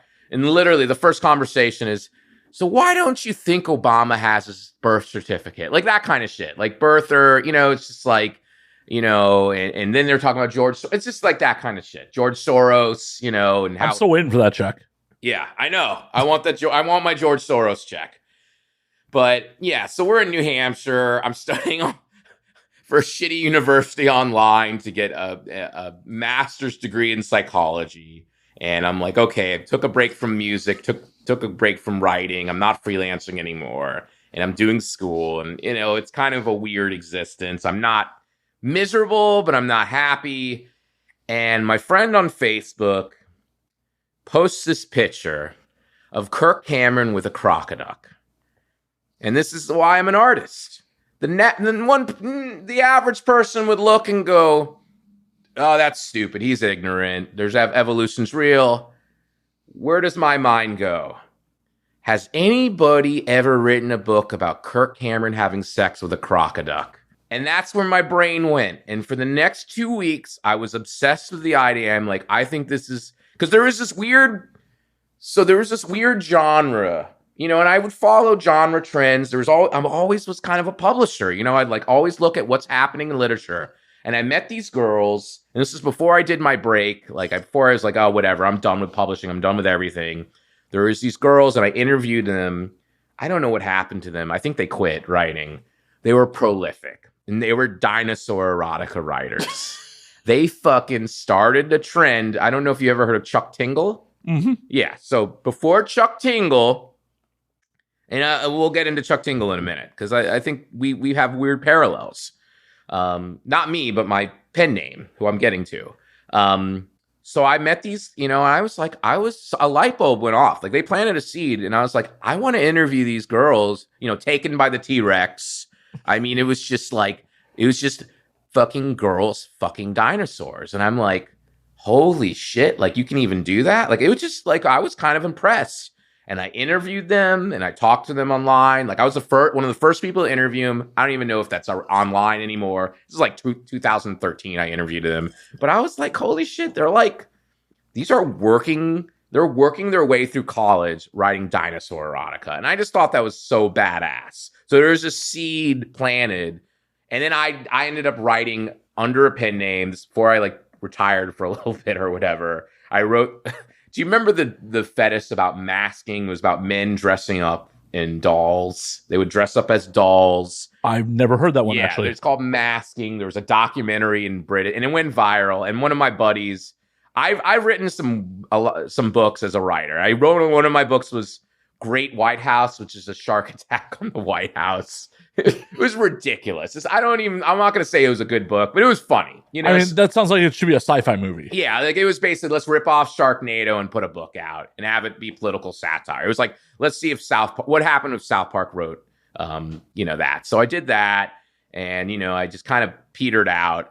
But I wrote like this, I chose this Mandy DeSandra, this pen name, and I did this masking story called The Masquerade Ball in DC. So this is like a fetish of dudes who like to dress up and be a living doll. So, and I was just like, this is so fucking weird. I'm going to write a story about it. I'll put it under a pen name so I don't ruin the writing career that was not happening really at the time. But I did that. And then I was like, the idea came to do the fucking Kirk Cameron and the Crocoduck of Chaos Magic. And I had to write this. It was fucking wild.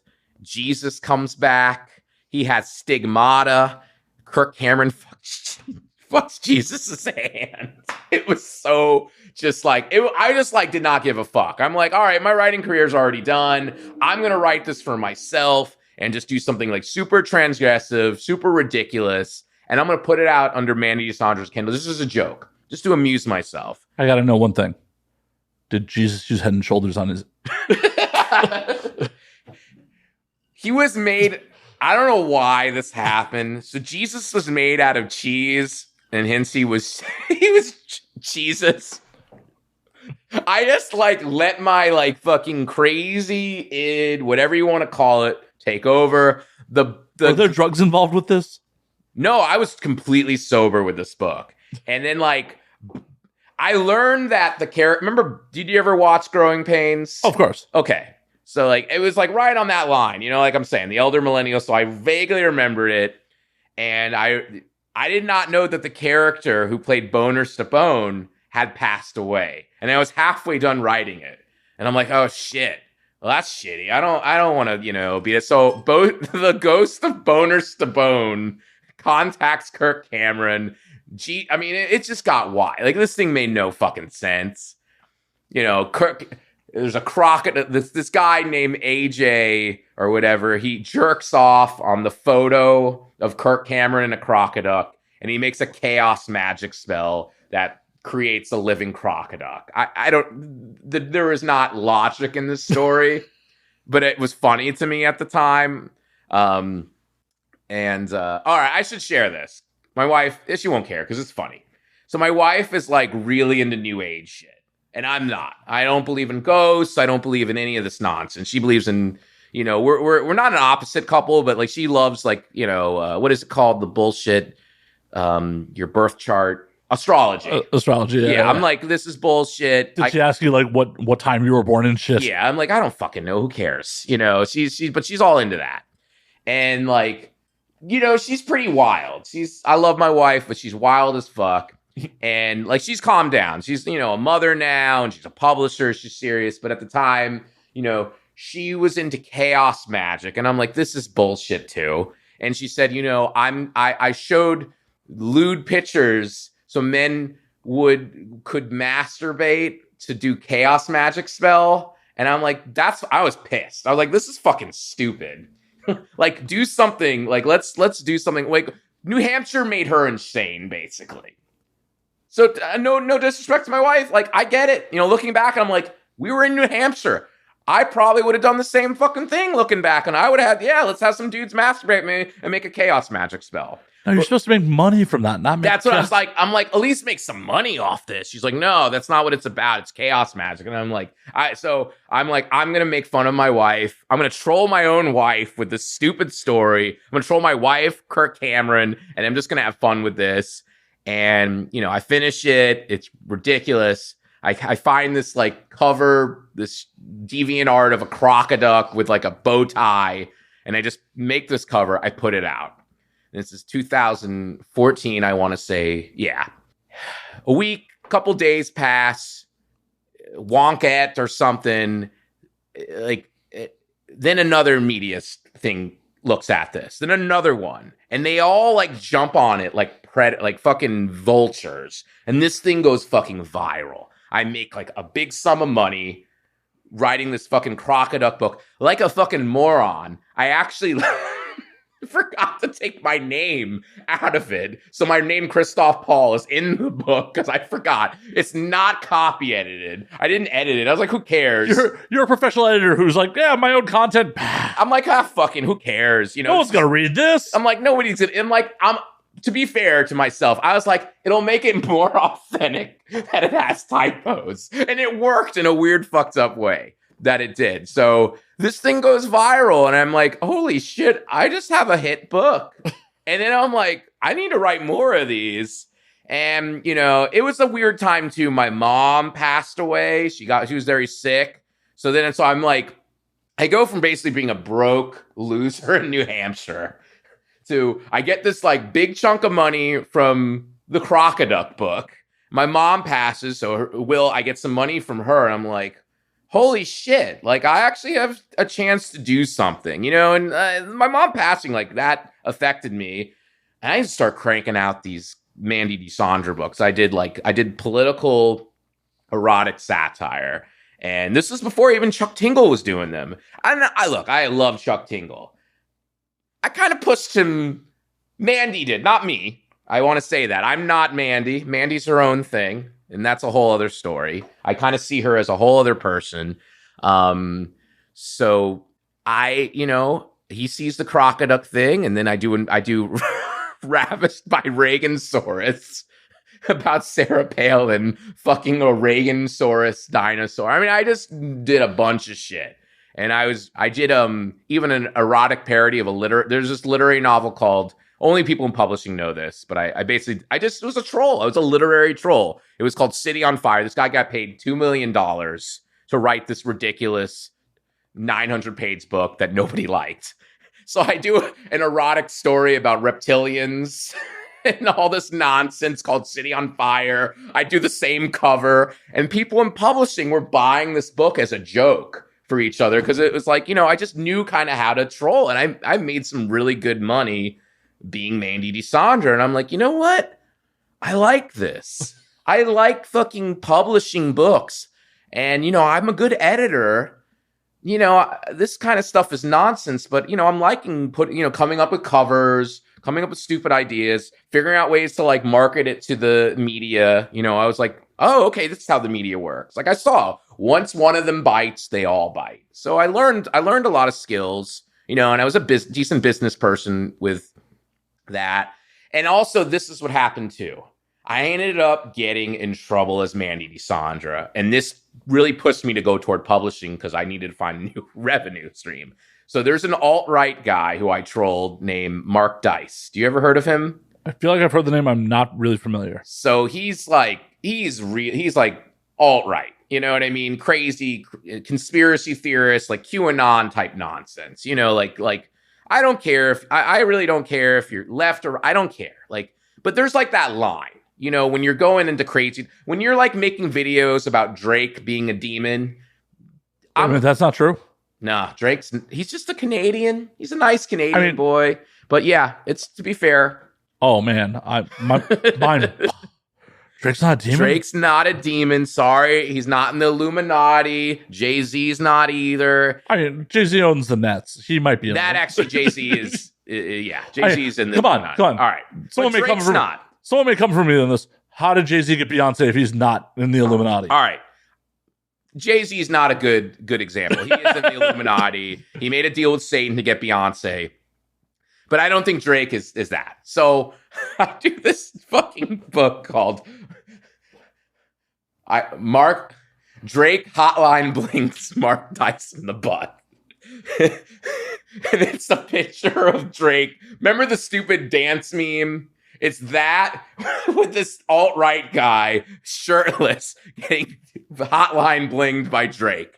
And I just was like going crazy. I did not give a fuck. I'm gonna troll these motherfuckers. Like I was getting high off the shit because I'm going from like a guy who really didn't have much success as a writer or musician to I'm making a living doing South Park erotica basically.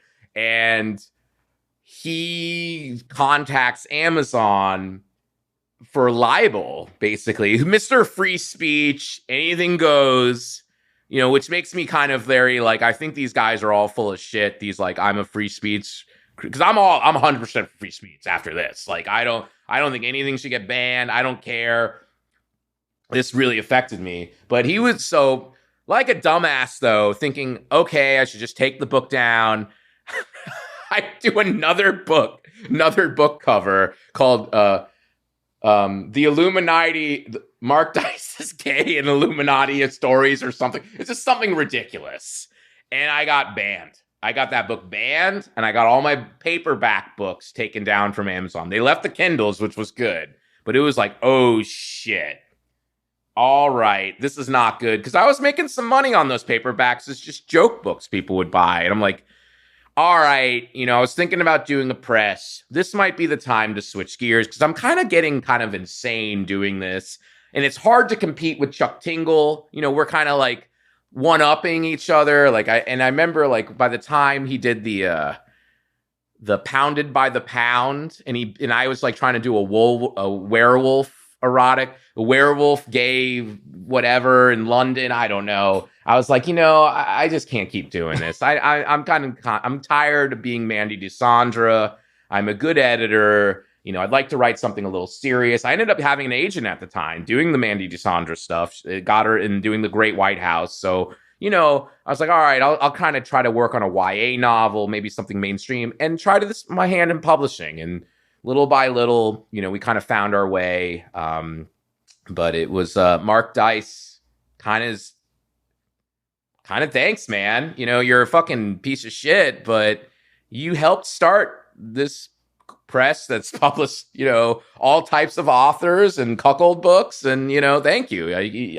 I would have probably just kept doing Mandy DeSandra books more, and that would have fizzled out. That didn't have much of props to Chuck Tingle. I have no anger or anything at Chuck Tingle. Like, I think he's the guy to do it. I'm glad he carried the mantle of bizarro erotica, political bizarro, but he's amazing at it. There's such a weird subgenre. It's like, yeah.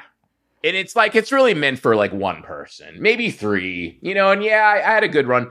So I ended up doing a few more Mandy books, but they were like horror. I did one, The Giantess Globalist Sperm War. I did one like making fun of the alt-right called Social Justice Warrior Snuff Film. So, I was like, I'm getting kind of worried about promoting these. I want to be taken a little more seriously. I am going to do one. You know what? I am going to go because I was just like, I've had a kid. I'm very like, I'm a serious publisher now. And, there's that side of you. And, I'm a musician. But there's that side of me, that needs to like fuck some shit up. It needs to do something just weird and indulgent. So I am going to go back and do a Mandy. It's been like 3 years. I'll announce it on here. Do you remember the movie Audition? It was I believe it was Korean. It was a hardcore horror by Takashi Mikey. I'm saying his name right.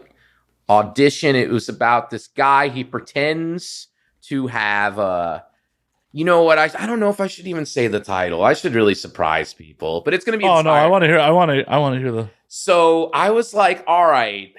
So the other book that she's working on is called Chumming, which is about a shark attack fetish.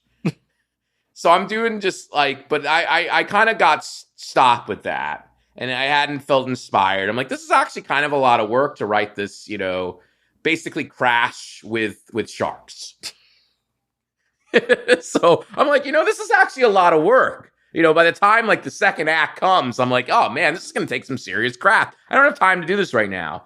So I thought of this movie Audition, which is about this guy. He pretends to have a movie audition to get a wife.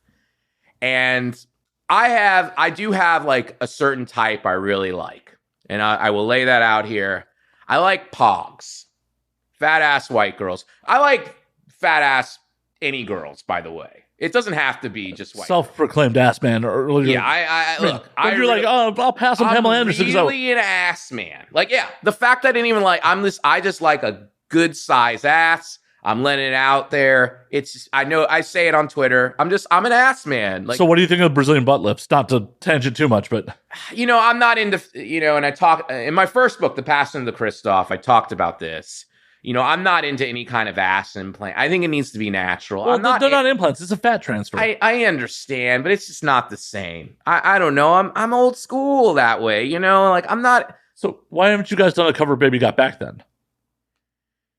I felt more inclined with Get Low. I'm an Italian Jew. Get Low, and people who are like, oh, is that cultural appropriation? No, because Get Low is a bat mitzvah song now.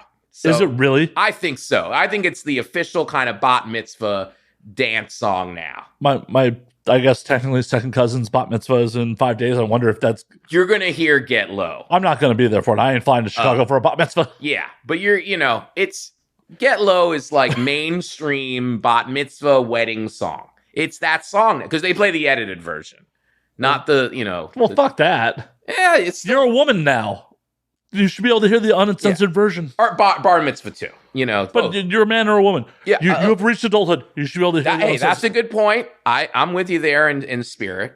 But so yeah. So I was like, and I made a joke. And this is how book ideas come. I'm like, I'm thinking about, we have a new single we're going to be coming out called Don't You Tell Me. And I joke, like as a publisher, I'm like, oh, we need to connect with audiences. We need to be serious. We need to touch people's souls. So I'm using I'm talking to the guys. I'm like, let's just get a hot pog to dance to the song. This isn't fucking rocket science. Let's just have a hot pog.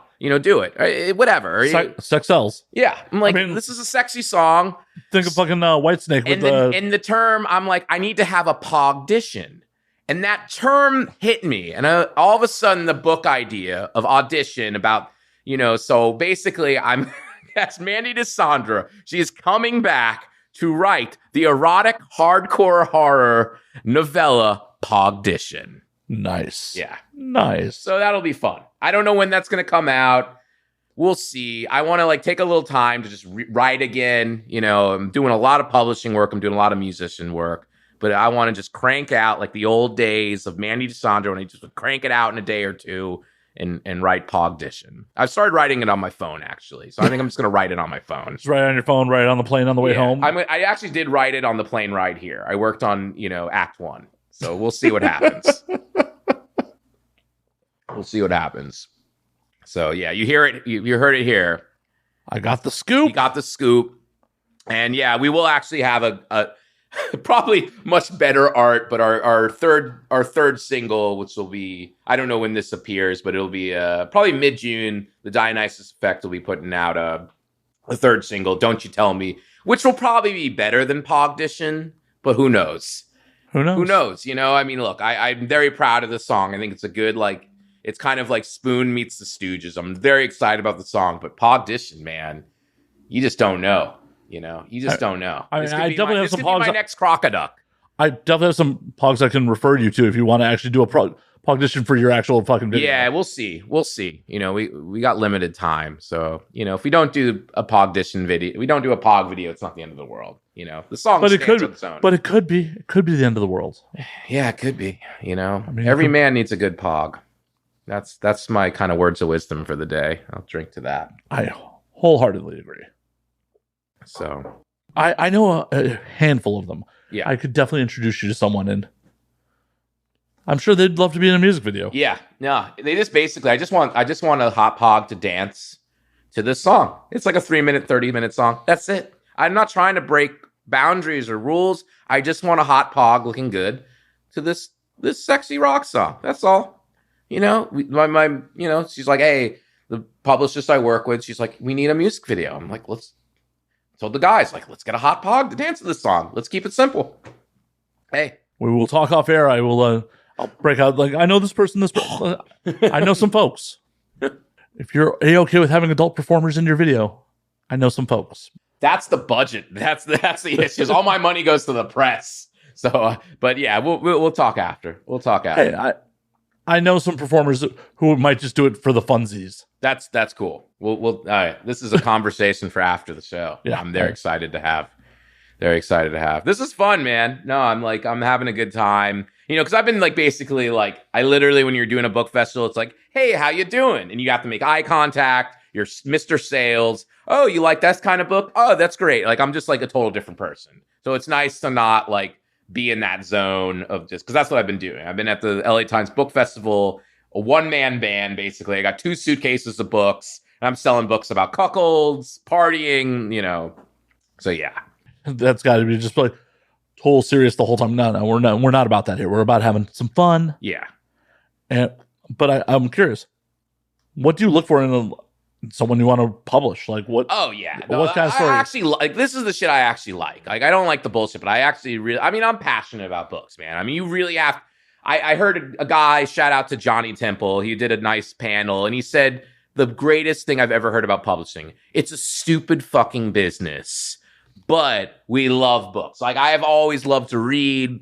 Editing's fun in that, in my own writing, it's stressful at times. You're like, oh, fuck, is this good enough?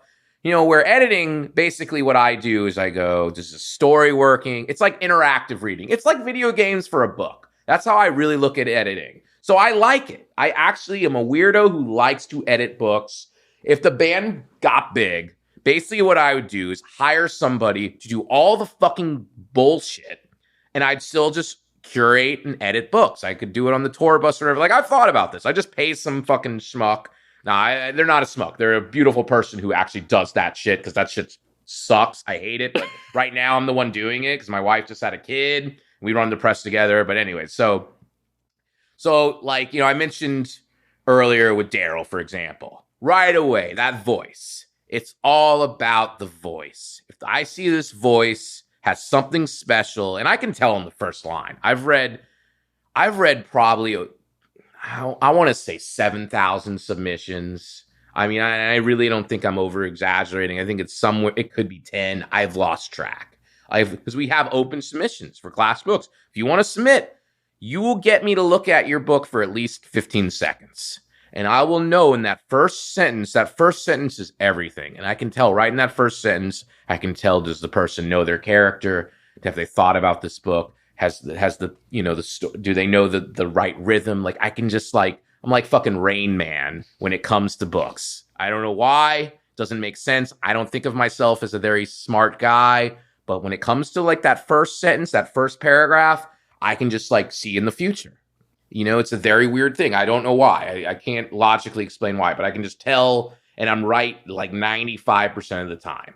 98. I would say there's a 2% where I might be wrong, but it's like, fuck it. I got other things to do. But it's the voice, the character, does the character grab me? Are they interesting? It's books are basically hanging out with somebody. I mean, that's what they really are. You're hanging out with a fictional person. If it's nonfiction, you're kind of hearing their life story. You're going it's like, can I go on a fucking road trip with this person? That's kind of what it is. You're like, okay, this is going to be like 2 days of my life, or whatever it is, however many hours. Do they have that cool voice? Do they have that story I want to hear? Do they have a sense of rhythm where it doesn't, it's not the same boring lines? They have some personality. It's tough. It's tough to write a really good book. That's the truth. Like, it's really hard to write a book that stands out from the pack. It's a hard thing. And, the truth is, though, you can actually, writing's cool in that you can get better. It's actually a craft and skill where, singing, playing music, it's tougher. It's tougher, you can stick to your strengths. Like, I don't have a huge range, but I have a baritone that I like where it's at, So you learn, what your strengths are and what your weaknesses is. But yeah, no, I mean, you just got to really excite me. You got to bring me back to being a kid and reading for the first time. You really have to bring that feeling to me, or really any editors who are really serious, but agents, all that shit. You got to make us not be logical. Let's forget. I don't want to think about selling it. Own my ass, it's dominate me. It's kind of, I'm like a sub, take me over, fuck up my day. Basically. I have other shit to do. Reading your book is not that important to me. So make it that it is, I think that's, it's brutal, but it's I'm on the other side of that too. I'm a writer. I get it. Everybody wants to write a book now, Not this guy. No. Nope. Didn't you write a book? I did. Oh, I don't know. I was No. Googling you. Oh, Fuck no. Okay. No. I think I just saw a blurb from Robert Dean just about the podcast. Probably. Yeah. I at one God point, bless you for not wanting to write a book. I like you even more. I've already like you, but like the fact that you're not like, oh, I should write a book. I'm like, there was a point in my life My where I wanted to be man. a screenwriter. oh, that's cool. Well, Screenwriting. no, and I realized I don't have that in me either. Hey, yeah, no, it takes a certain type to like write a book. Like I give a shout out. Like I had a meeting today with one of my writers, Autumn Christian, and she just has it. You know, she just has it. She's obsessed with like getting better. She wants to get better. She wrote a dope book called Girl Like a Bomb, which is about this girl who, it's like a superhero sex story. It's fucking great. Like about this girl, if you sleep with her, you have self-actualization. She made it classy though. She made it literary, beautiful. So, you know what I mean? Like, and she just wants to get better. And I think that's what a writer has. They're like more obsessed with wanting to get better than being liked. And that's what I look for, honestly. Hell yeah. Hell yeah. I in my own screenwriting experience, like the limited time I tried to do it, I could never get past like my first fucking act. It was just like, oh no, I just got to keep revisiting it. Yeah. And that's not a good sign. no, it's a horrible sign. Yeah. I have found later in life that I am much better at poking holes in other people's plots than I am at writing my own. Yeah. Robert has bounced a lot of his stories off me over the years. Yeah. Where it's just like, that makes no sense, man. Or Yeah. maybe punch it up this way. Like I've helped him punch up shit. Like, Yeah. But to actually fucking do it myself, no, not my skill set. Yeah, no, I mean, I definitely would be the first to say I'm a better editor than writer. Like, I did finish a book I'm really proud of. I'm going to look for an agent again. We'll see. It was kind of like all the editor stuff finding its way into like something I'm writing. But I don't have like the need, like, I don't know, music's taken over. Like, music's really took over the last couple years. You know, I'll probably write the occasional Mandy DeSandra nonsense, basically. But for me, music's like my passion and publishing's my day job, you know? And yeah, I mean, writing's fun. I mean, you know, I can, but I've seen, like, I've not really written much this last like 9 months. I'm fine, but I'm writing songs, you know, and that energy needs to go. So I'm one of those guys where I need to be doing something creative or I get kind of nutty. You know, I feel that's healthy. Like, yeah, the people that I don't comprehend the people who are just like, yep, I'm going to go work in the cog factory. I'm going to work here forever. I'm A-okay with this. I'm going to go home. God bless those people. I think those. I mean, we need those people, but they're blessed, I think, in a weird way. But that would make me insane. Like I've tried that. You know, I've did sales jobs. I mean, I ended up working for like the Department of Labor. That was a great job for a little bit because I could just like not do shit and write and get paid by the government for it. But I got fired 2 years later. You know, it's like. But it took 2 years. It took 2 years. No, I had like a good 2 years to like do shit that I wanted to do. You know, basically getting paid to write on the government's dime. I was happy with that. So, you know, yeah, writer jobs are weird. You know, the porn store. I mean, that was a great writer job. I fucking could read. Like, I read fucking Anna Karenina at the porn store, and I had like talks with the pervs about it. I wrote about it. Like, it was like, who's this Anna Karenina bitch? I'll never get somebody asking, like, does she love the D? And I'm like, that's the problem of the story, man. You know, and I had like basically a porn store book club about Anna Karenina. And that was a beautiful moment in my life. So how'd you end up at the porn store? So my girlfriend at the time, we're in Orlando. We graduated, you know, we're both like, we went to UCF, shout out to UCF in Orlando. And she got like a job working at the Spy Museum. Dude, I just wanted to get the fuck out of Florida. I was like, all right, I'm a writer and musician. I want to do something with that. That's not happening in Disneyland. That's, you know, I'm not going to work for Disney, so I need to get the fuck out of here. And so DC, it's not New York, but it was like, oh, it's something, you know? So, and I needed a job right away. And I'm like, all right, fuck, you know? I mean, DC's just Hollywood for ugly people. It is. So I was like, all right, you know, we'll figure this out. And I saw an ad for a video store. I'm like, oh, hell yeah. You know, this is like a dream job. I can do a video store. I'm just surprised that a video store is still around. You know, this is like 2010, maybe 29. I don't know, like 2010, something like that. But I'm like, all right, that's cool that there's still a video store around. You know, I could do that. And, you know, that's a decent job. You know, I'm doing, you know, my own writing and stuff. And I go there and I realize it's a fucking porn store. You know, it's like they had like a front, like regular movies, and they're like the worst movies you ever seen, like shit that you can't sell, you know. And Then I go in the back. I'm like, oh, okay. And you see, and it was weird zoning laws. Like you couldn't tell dildos. You had to say they were medical devices. You had like vibrators were medical devices. They couldn't actually be vibrators. And I got very good at selling vibrators, by the way. Like it was like I became like an artist of selling, because it's an awkward thing for a girl. She's coming in. She's like in this porn store. It's mostly dudes. They're looking at her because they're all fucking horny. They're not getting pussy. They're jerking off to porn. So it's already awkward. She's getting the eye, and and I got like teachers and stuff like that. And you get like just women who are working their asses off. They don't even have time for like a decent guy. And then you're just like, I don't want to deal with a man. Men are so bad. I'd rather just get a fucking vibrator and like get a movie for $5.99. Like those are, and they're decent looking women. Like these are good looking women. They're just so fed up with dating in DC, which is a shitty place to date, by the way. We can get into that in a little bit, but because Jesus Christ, they are awful. But so you're just like, all right. And you had to just be really sensitive. And honestly, I think this has helped me be a publisher, being a porn store, because I'm working with a lot of female writers, and you're like, they're being very intimate with you. They're like telling, it's like, you have to be really gentle, no judging. You're like, hey, this is just, hey, this is going to really feel good on the clitoris, and that's what it's about. You're just like, you really have to be kind, and you can't make them feel awkward. Like there's a real art to selling a vibrator as a non-gay dude to a woman, and you can't like make it be like creepy. You can't like make them think, oh, he's gonna jerk off about me later. Like it's just like, no, I'm here to do this right.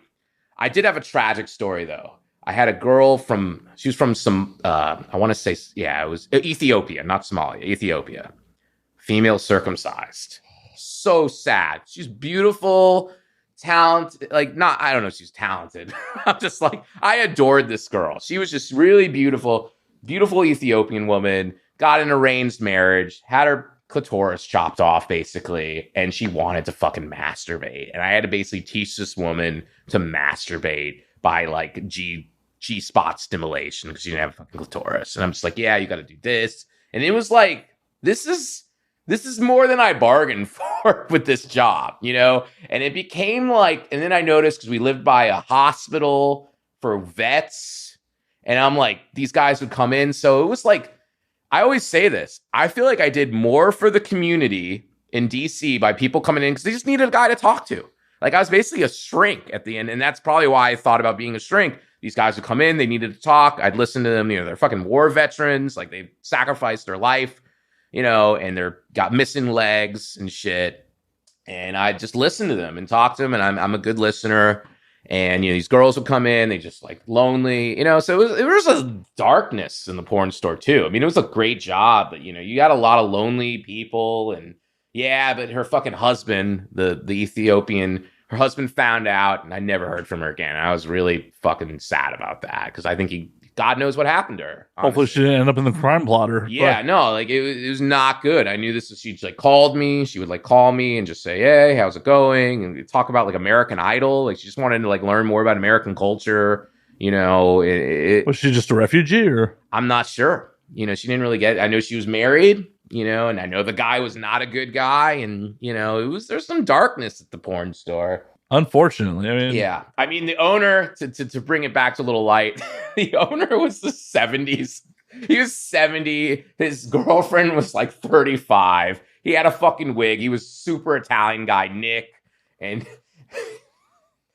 he had the gold mine of a business at one time. He made so much money selling porn in the 80s and 90s and early 2000s. Then 2010 comes. He's like, why am I not making any fucking money here? And then like, man, he was just, God, he would just like, he wanted me to like tell people, there's like, you listen, you need to tell these guys that there's communist spies on the internet. And I'm like, what the fuck does that even mean? He's like, they're going to spy on them. It's communist. Like, he's just like, he's like still in the 80s. Like we're in a like fucking, the Red Scare is going to stop people from jerking off online. Yeah, exactly. He really thought that was going to work. And he was like, man, it was like, to use the term of the day, problematic.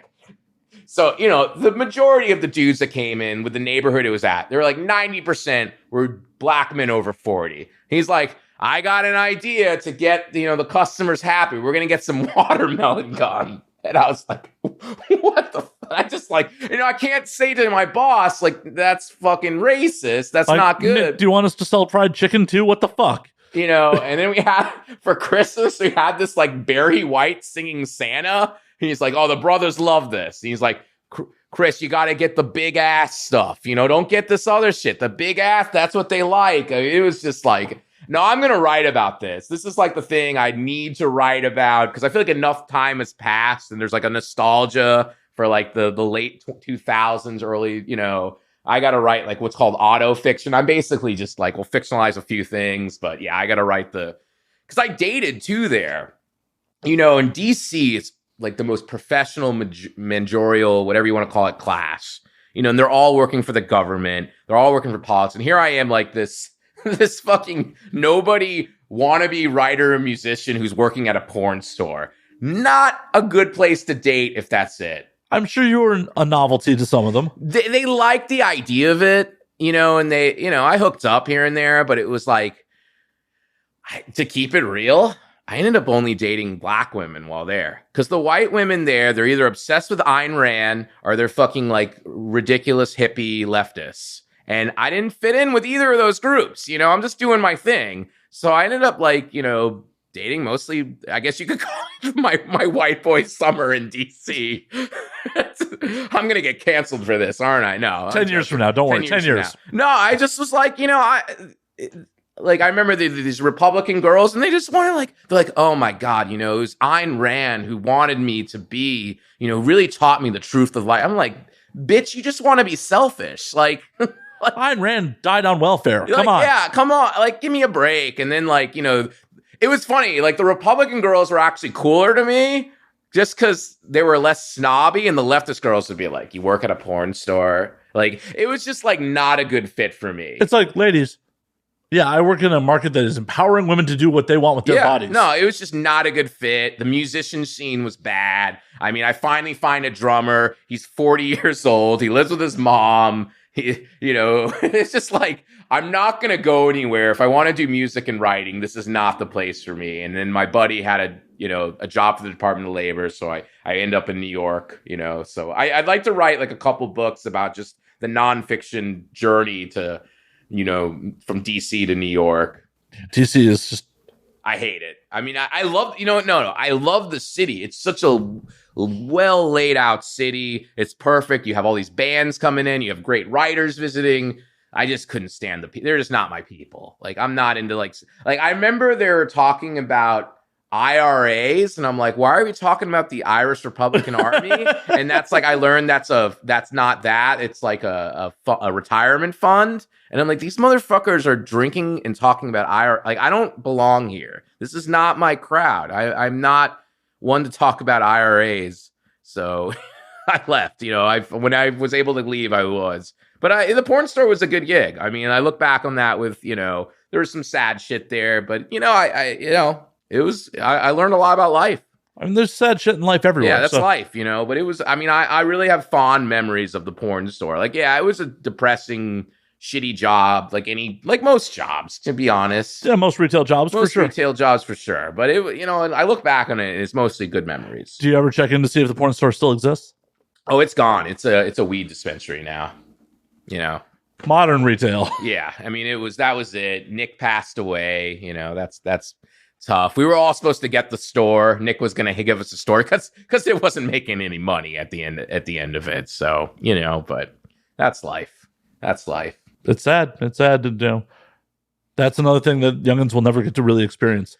Fucking the nerve-wracking experience of walking into a porn store for the first time. It's just really not. I mean, they're there, but they're like novelty shops. They're not the same. You don't have to. Back in my day. Yeah, no. Back in my day, you didn't go on Twitter right now. You just look up. Oh, it's there. I literally last night was just trying to be an asshole on Twitter and tweet funny shit. Yeah, and had to sort through my timeline to find stuff that was not buttholes. Yeah, I need stuff to react to that is not just porn, people. I mean, it's just, and you have OnlyFans now. I mean, it's weird. I mean, you have all meet like writers. I'm like, oh, they're cool, and they have an OnlyFans. You know, it's just that's where we're at. You know, it's just not a big deal anymore. Well, and that's awesome. It is. I'm 100% for it. Yeah, You getting know, rid of the stigma of sex work is awesome. I'm 100% pro. Like, we'll be publishing like a poetry book in 2024. We haven't like officially announced it, but it's basically a poetry book, and we're publishing way less poetry because it is hard to sell. But we're publishing like a pro sex work poetry book, and I'm like, fuck yeah, I'm all about that. 'Cause I'm very pro. You know, that's especially after doing that gig. I'm like, you know, people got to make money. You know, that's where shit's at. If you reduce the stigma on it, more people, you know, can take that opportunity and not be negatively affected by it later on in life. Yeah, it's not a big deal. No, it's not a big deal. Like, hopefully everyone you know is fucked. Yeah, some of them have just done it on camera. Yeah, I mean, it's, you know, people that make a big deal. I don't know. I mean, we had to deal with that too. You know, at the porn store, there are people always trying to shut it down because they didn't like how it meant to the community and blah blah blah. But people wanted it. You know, yeah, supply and demand. It's capitalism. Yeah, it's what it is. Exactly. I definitely remember like the first times as a youngin', like having to go through the fucking cowboy doors to fucking get cowboy doors. Yeah, that's what we had. We had those cowboy doors.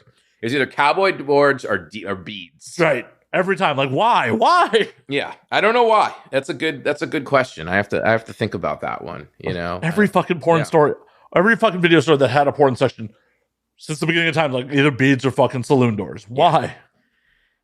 There's probably a psychology behind it that just caught on. You know, it's like it's forbidden. You're going through. I mean, there's like some Jungian psychology, probably like you're entering a new sphere. So there's like subconscious shit. I'm sure part of it is also you want a door that makes a little noise so the attendants can be like, it's for the kids. I think too. Like, because that was the other thing. You know, that's the one area we had to worry about with, like, if you get like a 16-year-old or somebody in there, then we're fucked. Then we're getting close. You know, they were looking for us to like fuck up in some way. So we had like people checking in, making sure, you know, we had to have a certain percentage of only sex. Like, it was just like they were just squeezing. They were like, we're gonna make sure that this porn store eventually closes, and that's fucked up. You know, so that's always why I'm a little like, you know, you should be able to do what you want, you know, and if it's not hurting anybody, and it's actually doing good for the community. You have a fucking hospital 2 blocks away of vets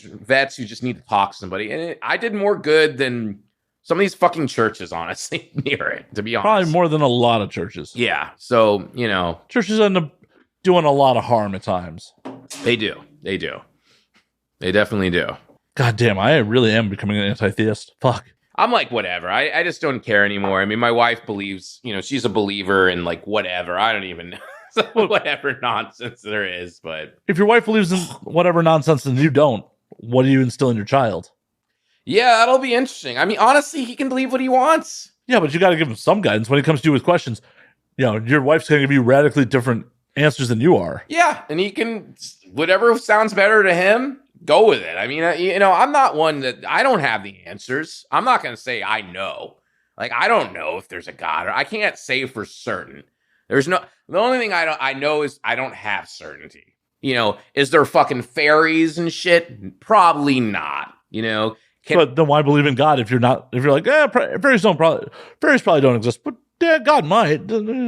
I can't understand the full universe like a pure scientific way. Like, it's there though, and you're probably better off. Like, I'm not a believer. I would fall under extreme agnostic to the point of atheist, but I can't say for any kind of certainty that I know.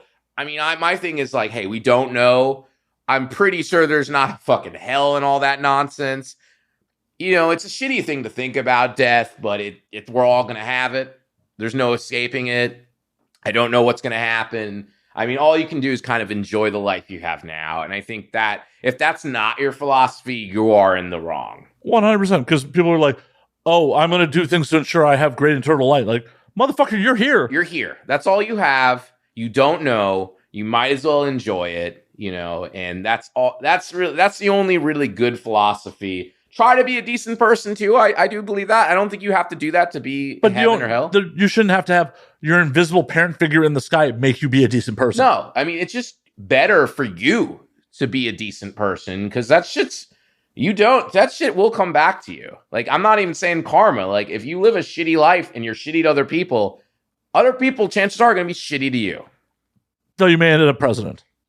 Yeah, I mean, you're going to be that, you might be that one fucking escape, but that means you already probably have billions of millions of dollars, and that's a whole other thing. Oh, yeah. Well, it's also like, there's a study that showed that, like, the amount of Fortune 500 CEOs that are, like, fucking sociopaths. Like, yeah.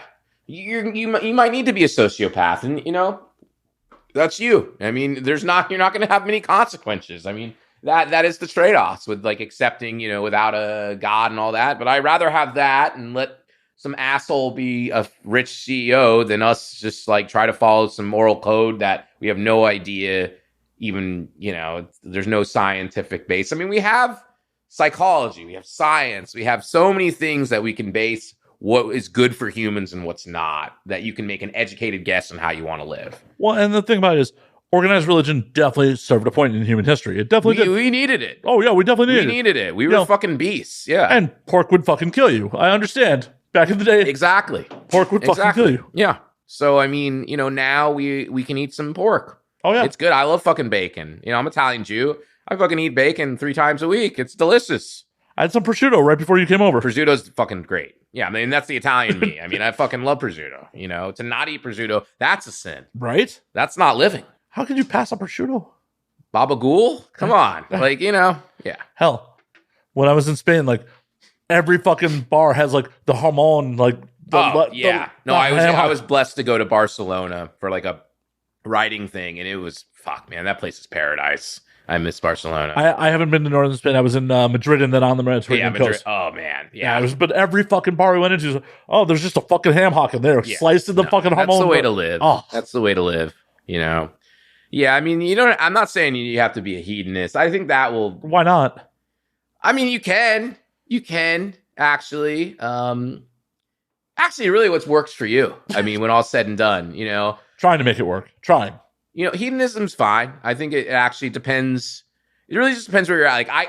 Like, you know what it is? Where I'm at, I have so much shit going on that I know I can't do certain things now. You know, I can't I just can't, you know, because I have such a full plate that, you know, I can't. Yeah, there's just certain things. It's like, it's not worth it for me to do. And that's really, I really believe it's really there's really no right answer. It's really your answer. Well, and that's part of the reason I don't want kids, because, you know, when you have to be responsible for another human life, you can't do... I can say it. I am exhausted all the fucking time. Like, what I'm doing is some, like, Nietzsche Ubermensch, like, nonsense. I am, like, fucking, like, Magnetoing life. I'm just building... I'm, like... like how he turns like metal into shit. Like I don't know how I'm doing this, but I'm doing it. But I'm definitely, there's a trade-off for it, and that's, I'm tired all the time. You know, I'm tired, and you know, I'm gonna take a break in May. I'm looking forward to that. But I'm like, I gotta set out a time to just take a break and like plan a break 3 months in advance. Like that's what I've had to do. So you know, it's just trade-off. Like you gotta know who you are. Like I've learned about myself that, and I'm probably in a very small minority, I really like pushing myself to my limit. And that's when I feel most alive. And I guess it's almost sadistic. It's masochistic, excuse me, in a way. I like to all right, how far can I go before I think I'm going to crash? And I like that. I like living like that. So I like having this full plate. I like being stressed out. There's a certain personality type. I think it's a very Jewish thing. It's a Jewish thing. No, that's... I can relate to all of that. No, so I'm like hardcore Jewish mother, hardcore workaholic father, Italian. So it's just my nature. You know, it's like I feel weird if I'm not doing that. So, you know, but that's me. I don't think 98% of people should live like how I'm living, where they're like, oh, let's do 3 things and do all this shit, and then just collapse for a day and then go. I probably feel guilty about that collapse. And feel guilty. Oh, yeah. I have that all the fucking times. Like, I need to fucking take a day. And then I'm like, but I took a fucking day. Yeah. And then it's like, there's always still something going on, you know, because it's not, if it's the press, there's always something with a press. Like, it's like people who think like publishing is glamorous or fucking like maybe for but even the big four, like even corporate publishing is stress. Like it's a stressful industry. Like you have to just be okay with that. And music's fun. I mean, but now that we're like trying to do something with it, it's like a gig. The business of music is definitely stressful. It's stressful. I mean, you just so, it's easier to promote music than books because it's just easier to get people to click and listen for 2 minutes, where a book, you're like, fuck that. I don't have time for that. So it's much harder to sell books than to get people to listen to music. But you can't really make money on music anymore. You can make money selling books. Trust me, I'm doing all right. Very hard to make money with music. So that's a whole other industry. Like where Spotify has really fucked musicians, Amazon... People don't like the Kindle as much as Amazon thought they were. People still read regular books. They like the physical media. You are getting CDs are weirdly coming back. Really? Yeah, there's people actually buying CDs. Like, I understand vinyl coming back. I don't understand CDs coming back. They're there. It's not as much as vinyl's actually really coming back. Vinyl is like, that's here, but I don't, we'll see how much, people can afford to buy vinyl. Like, we'll do one down the road, but it's not like a pressing. But people are what that is, they'll buy the CD, but they'll like be able to, they like the physical media, but they'll have the download code. So like if they can't play the CD, at least they have it. There is still a craving, I think, for physical media. Well, and there should be, because at the end of the day, I found this out with buying digital movies and shit like that. If Apple or whoever loses the rights to it, they just pull it from your fucking library and they don't tell you. Yeah, that's exactly it. So there's no guarantee. So if that's your favorite movie or favorite song, you don't know. Yeah, it's gone from your library. You don't know. Oh yeah, we should mention that. I mean, yeah, you have like Twitter now.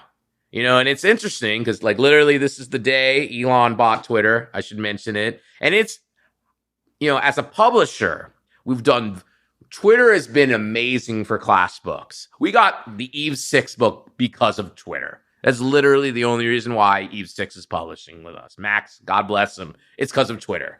So, Elon, I'm not a fan of him personally. I don't like the dude. I mean, I'm not going to like any real billionaire. Not because I'm even like, oh, fuck billionaires. I'm just like, you probably did some scumbag shit to become a billionaire. Yeah, you don't become a billionaire with like playing nice. Yeah, so there's something off usually about you, but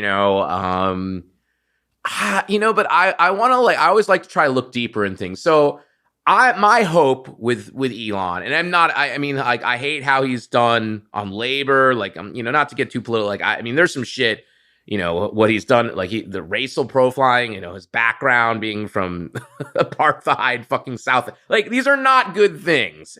And I do see, like, I have some friends even, the hero worshiping of turning Elon into fucking Tony Stark is some of the dumbest shit I have encountered in a long time. Like, come on, y'all. Like, no, he's not that. He's made some really smart moves. He's made some really fucking dumb ones too. And he's made huge dumb ones. He realized he could get government subsidies for doing electric cars and could get propped up. And then, he's a ruthless motherfucker. My hope for Elon, him being kind of, to use an un-PC word, but an autiste, so to speak, is that he's looking at free speech as this like Watchmen type mission where I have to protect free speech. Like, even if they talk shit about me, I'm going to let it in. That's going to have some bad shit too. I'm my hobby is I like to look up about cults. So I've found QAnon fascinating, online cults. So you might get QAnon people back on Twitter. Oh, I'm sure they're coming back. They're coming back. You probably have Trump back, and that's like I don't like Trump, but it's like the Trump show. I'm like, oh God, this is gonna come back because I gotta like promote books. That's why I'm on Twitter. I make funny jokes too. That's nice. It's cool, but I'm on there to do my small business. I'm a small business owner. That's why I'm on Twitter. There's no other reason for that. That's my main reason. I like to talk basketball here and there, but it's fun. But I'm there to spread the word for my authors. So the fact that I'm going to have to now deal with fucking MAGA chuds and then like resist TM. Like, I'm not looking forward to that, you know, because they're both crazy and cringe. I'm not excited about that, but we'll see, you know. Then again, though, to just be, you know, to see the good of it. Eve 6. Well, I love. That's going to be my moneymaker, to keep it real. That's going to make, you know, that's going to do well for us. He got suspended for saying, let's put landlords into a blender. He got suspended on Twitter for that. That's fucked up. That should not happen. Will Elon Musk make it so that Eve 6 is not going to get suspended for making a fucking obvious pop culture joke? Hopefully. We'll see. You know, we'll see. Sometimes, you know, my philosophy in life, I'm going to say it right here, and this is very Jewish right here. There's two things in life. Sometimes you get penicillin. So there's three things, and that's the good. You get the penicillin. And then there's chlamydia and cancer. And hopefully, Elon will be chlamydia. You can deal with chlamydia. You won't die from it. As we lovingly refer to it as a porno cold. A porno cold, exactly. There's penicillin, you know, there's antibiotics for it. Maybe he does some cringy shit. Like, I hate his stuff. Like, you know, I get it. I get where people are coming from. He's kind of awful. But if he's going to make it that, you know, it's just, you're not going to get suspended for shit like that, fine. You know? What I'm really looking forward to is his claim, if he actually follows through with this, to actually weed out bots. Yeah, no, that would be great. So, okay, I'm on board for that. I'm not a fan of you, but all right. If you're going to be a big boy, you know, I think this is a midlife crisis, and that's, you know, whatever, fine. I don't give a shit. That's your business. Why you're motivated to do this? Like, to own this site, you do kind of have to be a crazy person. This is not going to be fun. Like, you're going to have to deal with these weird gray areas of, you know, like I don't think Twitter's going to turn into 8chan or whatever. Probably not. You know, I don't know if they're going to let all, I mean, you know, that's the other thing too, I did study politics in college. I actually did get a political science degree. I don't really even like politics anymore, but I know how, you know, that shit works. And if he's like positioning himself as like a friend of the right, but then going to actually do policies on Twitter that people on the left will appease, he might be really fucking smart.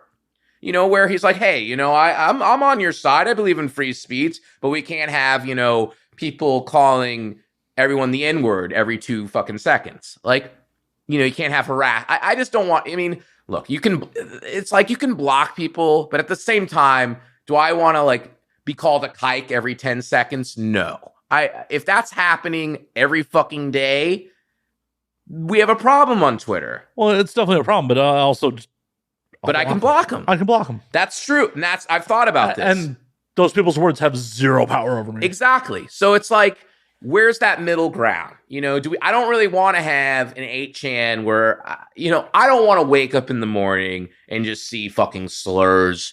I want to see buttholes. That's fine. Keep the buttholes. Not really wanting to see the N-word and anti-Semitism while I'm drinking my coffee and I'm getting ready to market my books. Yeah, I'd prefer not to see that too. But, you know, at the same time, there's trade-offs like anything in life. So I think if you can find a happy middle ground with that, you know, but that's the thing. It's like there's not going to be a perfect social media site. You're going to just have to pick your poison. I mean, MySpace existed. MySpace is pretty great looking back on it, you know? I mean, we didn't know how good we had it. No, it was actually, you know, looking back on it, it was not bad. You know, Tom was all right. Yes, you might go to someone's page and you give your computer basically virtual cancer, but yeah, but you know what? You know, that was your choice. You could go to their page and you could leave another page. You know what I mean? Well, I'm just saying, so that HTML would be like, oh God, what did I just do to my computer? Oh yeah, that sucked. I mean, the interface, but the idea of it wasn't bad. I mean, I'm stuck on Twitter. I have to be on there. I have 3 sites. Like I have 3. I basically run the class books Twitter. That's the big one. I run my band's Twitter, you know, and I have my own. And it's like, I'm stuck on there, you know? So I just don't want the site to, like, I don't want to feel like I'm on 4chan if I don't have to, but I can always mute words. Like, it's just like, I just don't want to have to do extra labor. I wholeheartely agree. But I have a lot of love for Twitter. Me too. I've been on Twitter since 2009. Oh, you're OG. Like I think 2011. Like, I got on Twitter Yeah. when it had to text me fucking tweets. Yeah, you're old school. That's And- respect.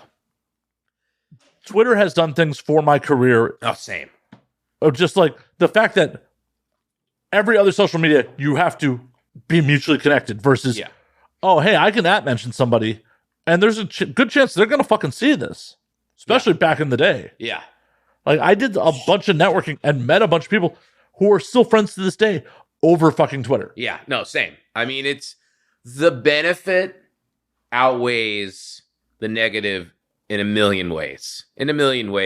I think just I'm looking at it from like, the change. I mean, honestly, when all's said and done, I don't think it's really going to be that big of a deal. I don't think much is going to change. I'm there with a purpose. I'm not there to get self-esteem. I'm there to fucking sell books, meet other publishing people, talk about my music, make funny. And I like making funny tweets. It's nice. It's just something good in life.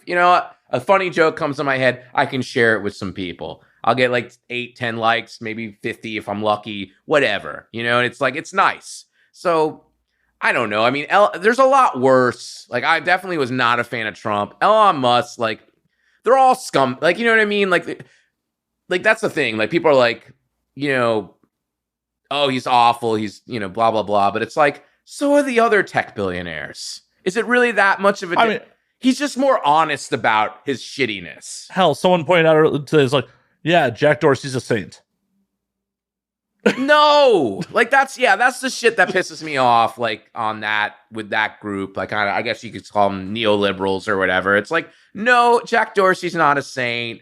The fucking what's his name, the other billionaire, Microsoft guy, he's not a saint either. Like he's great philanthropic, like and it's crazy that people think he's putting microchips in. But the thing with Bill Gates is he's philanthropic, but he gets to choose how he's philanthropic. He's not just like he's not paying his fair share of taxes. No. To make sure, like... That's a good point. These guys aren't paying any taxes. It's the same. The billionaires are not paying taxes. These guys can do whatever the fuck they want with their money. They have figured out a way. They have the best accountants in the world that they're going to figure out a way to just keep all the money they can. And that's good. I'm not... They're hoarding it like fucking dragons. I mean, they could, the five of them got together, they could pretty much at least help end hunger to some degree in this country. They could. Oh, Elon flat out asked the UN how much. Like, give me a plan to end world hunger. Yeah. How much will it cost? And they gave him a plan. And he just chose to ignore it. Yeah, it's 20. I think it was 20 billion. Yeah, half of the going cost of Twitter. So I mean, it's just it sucks. It sucks that the people that end up with the most money are kind of sociopathic, and there's nothing you can do about that. You're never gonna get like a nice billionaire. It's not going to exist. No. You might get a nice millionaire. You get lucky, and they're like, I'm a millionaire. I got lucky. I mean, they may not be a millionaire for long, though. And they won't be a millionaire for long. They won't be a millionaire for a year or two. And then they're going to be a regular person again. And they might be happy like that. But you're going to have people with just, like, God complexes and granny. And clearly Elon does. Well, yeah. Who else would come up with the fucking tunnel system for the Boring Company? Come on, man. Like, let's make inefficient subways, everyone. Yeah, it's like, it's just, he's like, not even a poor man's Tony Stark. He's like a crackhead's Tony Stark. Like, he's just, I think that's the thing that annoys me the most, just the hero. I mean, I'm against hero worship of anybody when all's said, like, politicians especially, but like Elon Musk, it's like, come on, guys. Like, this guy's just, Well, the best part about that is... That's naive as fuck. If you look back at, like, the history of Tony Stark, not MCU movie Tony Stark piloted the Iron Man armor drunk and almost accidentally killed people. Yeah. Tony Stark was not a good guy for a good dude. For a good chunk of his fucking Iron Man run. That's what made him great. You're like, oh, he was an asshole and he found a deeper purpose. But he was also a fucking alcoholic. Yes, absolutely. And had all the alcoholic tendencies to go with it. Yeah, I mean, and that's as a writer and editor, that's great storytelling. That's a great arc. Elon Musk is like, all right, I've fucked up my third marriage. Let me try to save free speech and what I think you know what I mean? It's like... What illustrates to me that Elon Musk is not a good guy, Grimes when they were still together, was tweeting about that he wasn't supporting her music career. Like, You have hundreds of billions of dollars. You're not going to support your baby mama's fucking music career? Like, it's easily done. Like, he's weird, he's a weird guy that way. He's just, how much wealth do you have to hoard? Like, no, he's like super cheap. He's super cheap. If I had a couple million, I'm not even a huge fan of Grimes' music. I'd think about supporting Grimes' music over. Yeah, she's Grimes. Right. I'm not having sex with her. I saw a funny tweet today, and it's like the debate is like, was Grimes' pussy so good that it fucking did this to Elon Musk, or was it so bad? And I think it was so good that losing that to some degree has just made him go in the deep end. Support her fucking music career. Yeah. She might not fucking left, asshole. I mean, that's the thing. Like, dude, when you fuck up 3 marriages, basically, it's like, man, have some priorities. Like, you fuck up your marriage again, you have a baby mama, and you're focused on Twitter. Like, that's the thing. I think Twitter, in a way, is like, it's so awesome, and it is. Like, I'm with you. It's done so much good for me. But man, when Twitter's like your focus in life, that's when shit's going off. You need to like kind of reevaluate. And it's no different. Elon, like, and it's weird. I think that makes him relatable. It's like, hey, this billionaire is also fucking miserable too, that he's obsessed with Twitter like me, and I'm making 30 grand and I hate my life too. I like this guy. It's a weird thing. And he posts boomer shit, like his boomer awful jokes. And it's like, I don't know if he's doing that purposely to make him relatable. Like, I don't know if it's a political move. Like, he's like, I'm purposely going to make myself super relatable to like the common man, or if he just really genuinely is just fucking lame. I don't know. I don't either. And that's the greatest mystery. It really is. Like, is this guy fucking brilliant in a way, like the way kind of Trump was, where he made like this rich asshole fuck made dudes making like 20 grand a year feel like, that's my guy. He gets me. Because he talks like me. Yeah, he talks like me. That's how I would be if I was rich. I'd be a fucking piece of shit too. I relate to this. Maybe that's how people feel with Elon. It's like, yeah, fucking pronouns are fucking stupid. I feel the same. Like, you know what I mean? It's just like that kind of anger and bullshit. Like, this is the shit you care about. I mean, he spoke to Joe Rogan. He's got to be cool, right? Yeah, exactly. So it's like, these guys are really good at what they do. So I would lean more toward I'm just hoping this is not a nefarious fucking plot. I'm really hoping this is like megalomania, where he's like, Elon's like, I am the bastion of free speech. This is my mission. I'm going to get man to the Mars, and I'm going to protect Twitter. And you know what? That's fine. Good. Okay, fine. But I don't know if that's it.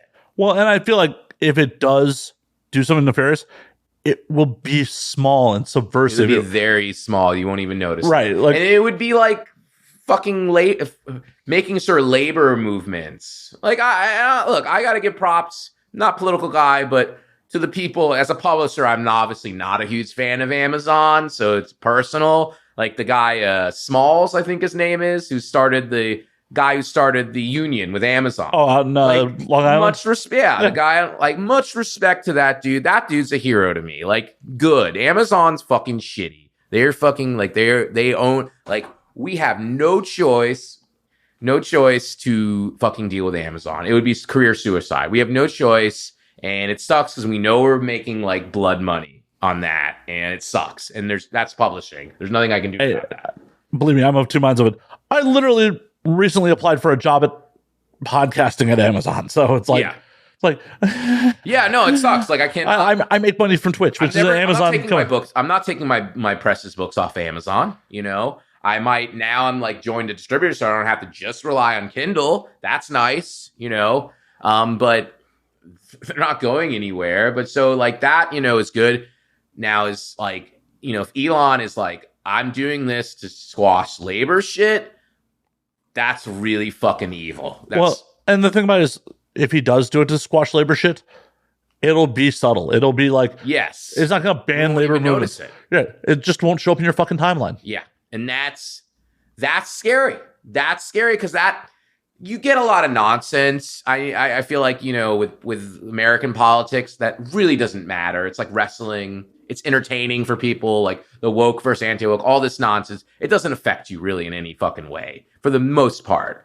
But people getting upset about things that they can affect, that are just so above their pay grade that they lose. It's like, come on, this is not going to do anything to your life.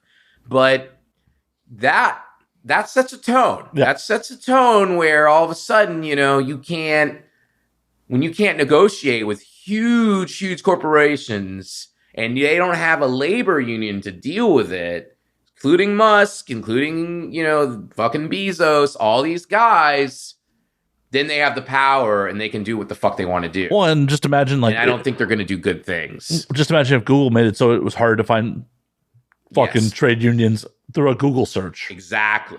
That's the real terrifying. That's scary as fuck. So yeah, I mean, I worry more about Google than Elon, honestly, because it's like the stuff he's doing, his actual jobs are not going to affect me for the most part. Like, I'm not working for him. I'm not going to space. Maybe one day I will get an electric car. I don't have one right now. You know what I mean? Like, I don't give a shit really what Elon Musk is doing. I think the fucking tunnels are stupid. Like, that's, it's more for you guys, more for LA than New York. Well, it's an inefficient subway system. It's horrible. Texas, like, come on, it's just, you're a fool. Yeah, Google's scary. Yeah. Google really, like, I mean, SEO, all that shit. I got to, that affects your business. They have a lot of power, and they're, it's funny because, like, Google presents themselves as very woke, very loving and all that, where Elon's like, yeah, I'm a piece of shit. And in some ways, I kind of prefer that because at least I know you are what you are, where Google's like, oh, yes, we are, blah, blah, blah. The problem is there's scumbags behind it. That's more scary. They could be the most altruistic company in the world, but they're publicly traded. Yeah. So just like Twitter being publicly traded, that could change a fucking dime. Yeah. Exactly. They could be the best, the most moral company on the planet today. And their stockholders are like, hey, we could make some more fucking money. Yeah, we need more money. Why are you doing this? And right. Or some other billionaire comes around. That's the ills of capitalism. I'm not saying I mean, I don't know if there's a better system, honestly. I don't know. That's above my pay grade, even though I've studied politics. I think, you should try to always curb it. You should do something to regulate it because it's just a fucking monster. Well, and this is why we're supposed to have monopoly laws in place, but like, yes, do they really work? Not really. Not really. So I don't know. I mean, hell, what was it in the 90s? They were talking about breaking up Microsoft. Yeah, and the same with Google. But it's like at the same time, they're very good. Like, I don't want Google not to be here. I need Google. I need Google. I need it. So it's like, I need their software to be a little more user friendly. It is kind of I keep thinking of the Watchmen doing this podcast. You need a fucking Watchman. You need like a Watchman of the tech companies. But the problem is, do you want the government who doesn't even understand the technology to be the watchman of the fuck? That's a shitty watchman. You need something else. I don't know what that's going to be. But who do you trust to be the fucking watchman? Exactly, though. Who watches the Watchmen? And that's where we're at. Like, that movie was kind of prophetic. The comic book was really prophetic. It's not going to be with fucking bombs and it's not Dr. Manhattan. It's fucking the tech companies. That's going to be our Dr. Manhattan, is these tech companies. And we're stuck with them. We're really fucking I'm dependent on it. I saw that. I'm like, where's my phone? I'm dependent. We're getting singularized. So you and me both. This whole medium, it's all fucking digital. All digital. Yeah. But at the same time, it's pretty awesome. Yeah. It's like, it's still great. Like, I rather have that. We just have to be smart about it. We just all have to be a little more like, okay, what's going on here? Well, the problem is the last 2 years has very much proved that smart and human society don't go hand in hand. No. And that's never going to be that case. I mean, most people are fucking dumb. I will say that. Yeah. If you feel elitist, I don't give a shit. Well, it's true. Look at it this way. If you feel that you're of average intelligence, 49% of the population is dumber than you. Yeah. I'm probably in the 75%. I'm not a super smart guy. I'm above average. There are 75% people probably. I mean, in my IQ score, I'm in like the 80s. 80% of people are fucking dumber than me. And they're, you know what I mean? So I'm thinking, okay, that's half of my smarts. Like, that's 40%. That's pretty bad. Because I'm not I'm stupid on some shit. So there's people way more stupid than me. And we have to deal with that. Yep. You know? And some of those people who are way more stupid than you are willing to do things that make no fucking sense, like be Exactly. violent over Yes, nothing over nothing. And you know, I mean, I have a pretty great life. I have no need to do anything stupid, you know, but there are people who have nothing good going on and are dumb. And that's going to be our issues in the next couple of decades. It's like, fuck you. And they can gather together, like the fucking incels and all that shit. They all can fucking meet up. And that's the double-edged sword of modern technology. Yeah. There's always a dark. I mean, it's like Jungian psychology shit. There's a lightness and then there's a dark, and we're gonna get more. We're getting all this light. You know, we're getting all this awesomeness. Like I'm able to. My cover artists. One lives in Australia. One lives in Spain. How fucking rad is that? I don't even have to work with an American artist if I don't want to. I have two super talented guys I get along with. Love working them. They're both in different countries because I can talk to them online. Who's your guy in Australia? Matthew Rivera. Great artist. Yeah, did my cover art too. Oh, you know, for probably Robert D. Yeah. Matthew Rivera. Amazing guy. Yep. Awesome dude. There we go. Look he did both of our total different things. Because, you know, that's the globalization. It's fucking fantastic. But you also get fucking terrorists and you get incel. Like you get, you know what I mean? You get fundamentalists who can all gather around. And you just get misinformation. People don't know what they can trust and what they can't. Yeah. Oh, yeah. I mean, there's people that are really fucking dumb when it comes to that. They have no media literacy. Well, they have no media literacy. And you also, because of the nature of just immediate gratification, even, quote, reputable news sources are just trying to get the fucking clicks. Yeah. Investigative journalism has gone out the fucking window. It's not here. It's not here. There's no budget for it. I mean, and that's the thing. Like, people really shit on the media, but I'm not going to defend the media, but like the whole media is cancer. Like, I think it's chlamydia, to go back to my little analogy. There's not enough money, and they're having to fucking do the news and capitalism. They have to make money. Well, and just much like the taxi cab companies not innovating with the times, newspapers like, oh yeah, we'll just give away our online editions for free. And nobody wants to pay for something that they've been previously getting for free. That was dumb. Yeah, you have to pay for value. You can't just totally devalue something. But they did. And then it's like, oh, hey, no one wants to cut down millions of fucking trees and actually get a physical newspaper every day. Yeah. You know, so now you're kind of fucked. So we're all kind of fucked with that.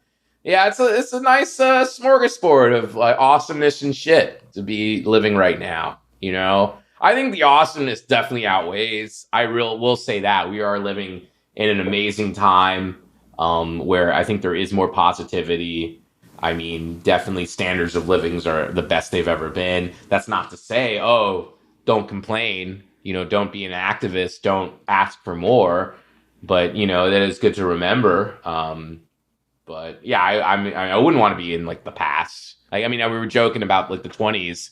Fuck that. I want to be. I will take Denny's over Paris in the 1920s. I mean, also imagine doing the Spanish flu without the internet. Like the quarantine for the Spanish flu. Like those poor people were fucked. They were so fucked. I mean, all your choices. Well, I mean, you might have enjoyed it. All you had to do was, you know, drink, read, and fuck. I mean, those were your options to spend your day. Yeah. That's worse things. Yeah, there are worse things, but it's still like eventually your dick gets raw. Yeah, you can only fuck for so long. So yeah, man. I've said this on air multiple times. I am happy I'm the age I am, where it's like, oh, I got to come up as a kid and as a young teenager in the analog age. Yeah. But I'm not so fucking old that I don't understand technology. Yeah, no, and that's rough. I mean, you know, I've had some older writers, and it's like, oh, Jesus Christ. They just don't, you know, it's just, yeah, it's not fun. It's not fun. But I also am happy that I'm of the age of like, I fucking played outside. I hung out in pool halls and coffee houses, and yeah, I can have a conversation with someone that's not through a fucking screen. Yeah, no, and I think, you know, I'm not into like this. I think like I like the Zoomers, to be honest. I mean, it's not just because I'm trying to sell them shit. Like, I like them. They're all right. You know, they're interesting to me. I like them more than, you know, fellow millennials. I think, you know, it's going to be interesting because I think they can actually, because they're so saturated, I think they're actually kind of like, oh man, this is like a real book. This is kind of cool. You know, they're so like, physical media is actually like a novelty for them. And I think that's a good sign. Until they have to move apartments a couple times and then fucking books suck. Yeah. No, that's an issue. I'll deal with another, it's a trade-off. Right. Then they're like, oh, this is fucking stupid. But, until then, they're all right. I don't think there's like a better generation, honestly. I mean, I like Gen Xers for sure.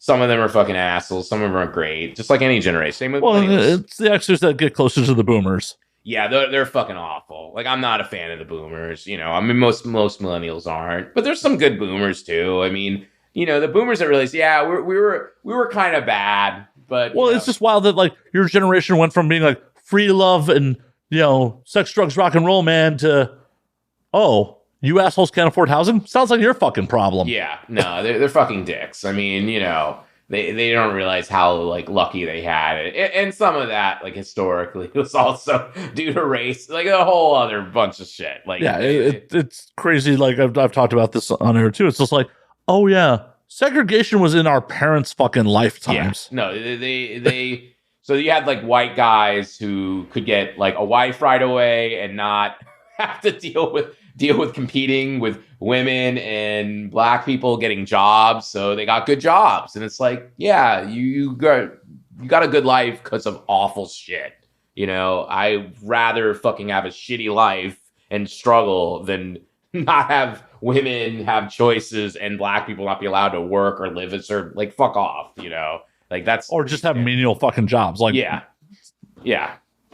like there's more important things, but it'll be interesting to see what the history books say about this time. And yeah, I agree. I mean, we had a crazy kind of 6 years, honestly. Like, you had the Trump president was wild, man. That's just wild shit. Like, you had a reality TV show guy become president. You had a giant fraud of a reality TV show. Yeah, like, not even like, I mean, like, it wasn't even Mark Cuban. No, I'm like a big sports guy. I don't talk about it too much, but like, so I know about it. Like, I know like he was a scumbag for like, cause he like literally got a football league demolished for just being such a bad business person. Like back in the 80s, the XFL. How do you bankrupt a casino? That's huge. Like, that means you have just such hubris and stupid ideas, so I mean, but I just think we all have these blind spots. That's what I've learned, man. Like, I'll see people, there's certain dudes like Trump, Elon, there's just dudes, they're like, these guys are strong. We all have base instincts. And Trump and Elon, a lot of these guys are really good at playing for certain people. People, they might not have a good like empathy, but they're logical, and they're good at sizing up other dudes. Like, this is a powerful dude, and there's like, that's the guy. And then you'll have like, more liberal people, women, and more like kind of sensitive dudes. And they'll be like they'll see these con artists who are like, I'm Mr. Woke and I'm going to make sure everybody's happy. And they're trying to either get later money out of, or both, honestly, both. And you can do that. So it's like, they have a blind spot too. Like, I mean, I'm pretty good at I can kind of see bullshit. And that's what makes me a good editor. That's my job, is to just, let's take the bullshit out. So it's a curse in a way, because I'm like, I'm never falling for bullshit. I'm like, no, this guy's full of shit. I remember there was like this genre called alt-lit, and these guys were all like, we're not into toxic masculinity and this and that. Even before that was a term, we're like, we are true artists. And I'm like, these guys are just trying to get pussy. I like, this is what's going on. These guys just want to sleep with like cool hipster girls. I mean, who doesn't? And that's cool. I like cool hipster girls too, but they presented themselves as these other kind of guys. We're not like the jocks or this or that.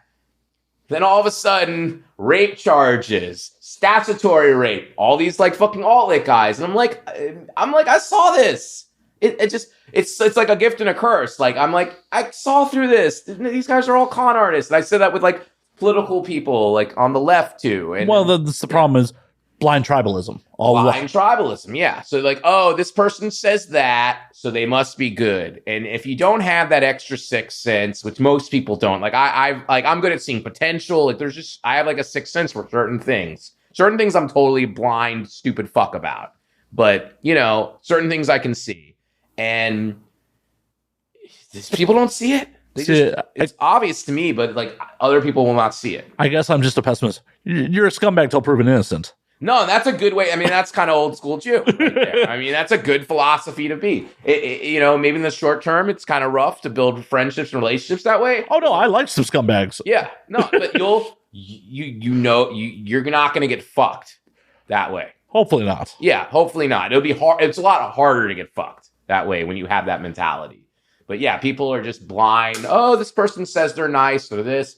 No, they're a fucking asshole. They're a scumbag. They're a con artist. Like, well, and I don't know, in my personal experience in life, most of the times when someone has to tell you that there's something, they're not. Yeah, exactly. Actions. Right. I mean, it's like the cliches of like actions, not words. That's how you know. Have you ever met someone who's like, I'm a nice guy, who's a nice guy? No. No. It never is that way. Maybe if you say, hey, I'm a decent guy, I can trust a guy who says, hey, I'm a decent guy. I try my best. But even then, you don't know. I still don't believe you. Like at the point where you have to try to sell me on you being a decent guy. Yes, you don't really. If you have to, you're right. If you have to say it, like your actions. If you're like you do decent shit, like oh hey, I had this emergency and you come fucking help me out. You're a decent human being. Yeah, I agree. But the point where you're like, oh, I'm a nice guy. Like you're not. No, you're not. No, you're just trying to convince yourself and other people. Yeah, you just like the idea of you being something you're not. Yeah. And you think it's going to get you something, being labeled as a nice guy. Yeah. You're going to convince people like, oh, yeah, he's such a nice guy. No, he's not. He's fucking not. Yeah. It's like someone saying, like, I'm a genius. You're not. No. Good old Kanye. Anyone who proclaims to be a fucking genius is not. Because real smart people are so full of fucking doubt. Yes. No, this is having to work with very smart people, like genius level smart people. They do not have an intellectual like hubris. They don't have it.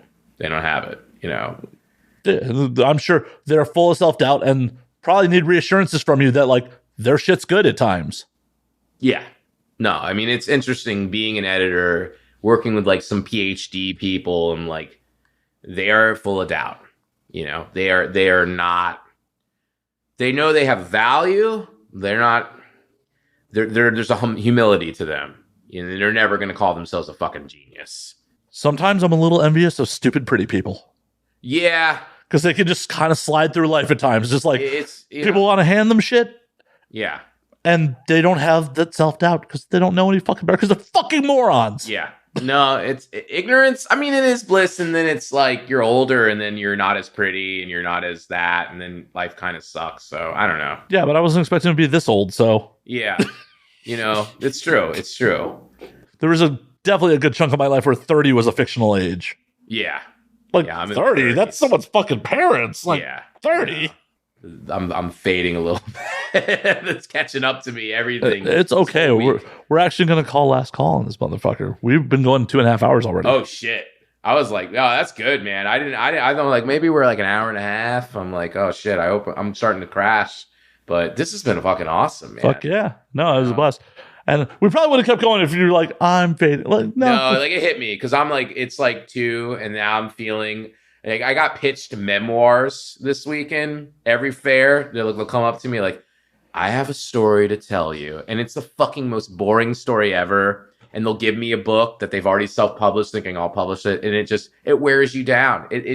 You're just sad for these people. You see people pay like $1,000 to be at this book fair and they sell 3 books, and it's very sad. And then you see people's dreams kind of die, that they shouldn't maybe had the dream in the first place. See, if they were smarter, they'd have self-awareness and wouldn't do it. Yeah, no, I think that's the biggest thing I see. The biggest flaw in the arts. If you don't have self-awareness, you're so fucked, man. You're so fucked. Hey, I say this to people all the time. Like, one of the things I love about LA, I know we were going to wrap, but one of the things I love about LA is you're surrounded by people that are actively trying to pursue their creative goals. Yes. I love being here, by the way. It's fucking great. It's a great energy. But some of us are delusional. Like, statistically, yes. Some of us are fucking delusional. And something's wrong with you if you don't occasionally question, be like, am I one of the delusional ones? Yes. You have to have that moment. You have to, I mean, for me, I think this is good to like end on, like, for me, it's become more purpose, You know, like, this is just kind of my purpose. I don't get caught up as much in the result. You know, like, for the press, we do need to make a certain amount of money, and that's fine. But, you know, it was tough. It was tough in those first couple of years. You're like, all right, I'm not making Mandy money anymore. Do I go back to school, or I, you know, ride this out while, you know, just use some of that money and try this publishing thing? You know, I mean, it's kind of fun for me because I'm not dependent on it being successful, but I kind of, maybe it has more of an upside in a weird way because I'm just doing it for the love of it, and who knows, who knows? Maybe there'll be a cuckold craze. You never know.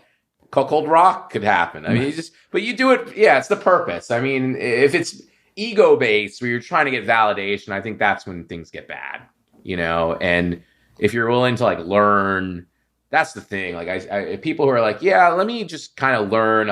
I'm me and I'm going to keep being me, but I'm also going to learn and how to connect better, whatever your art form is. You got a shot. You want to just be able to have a shot.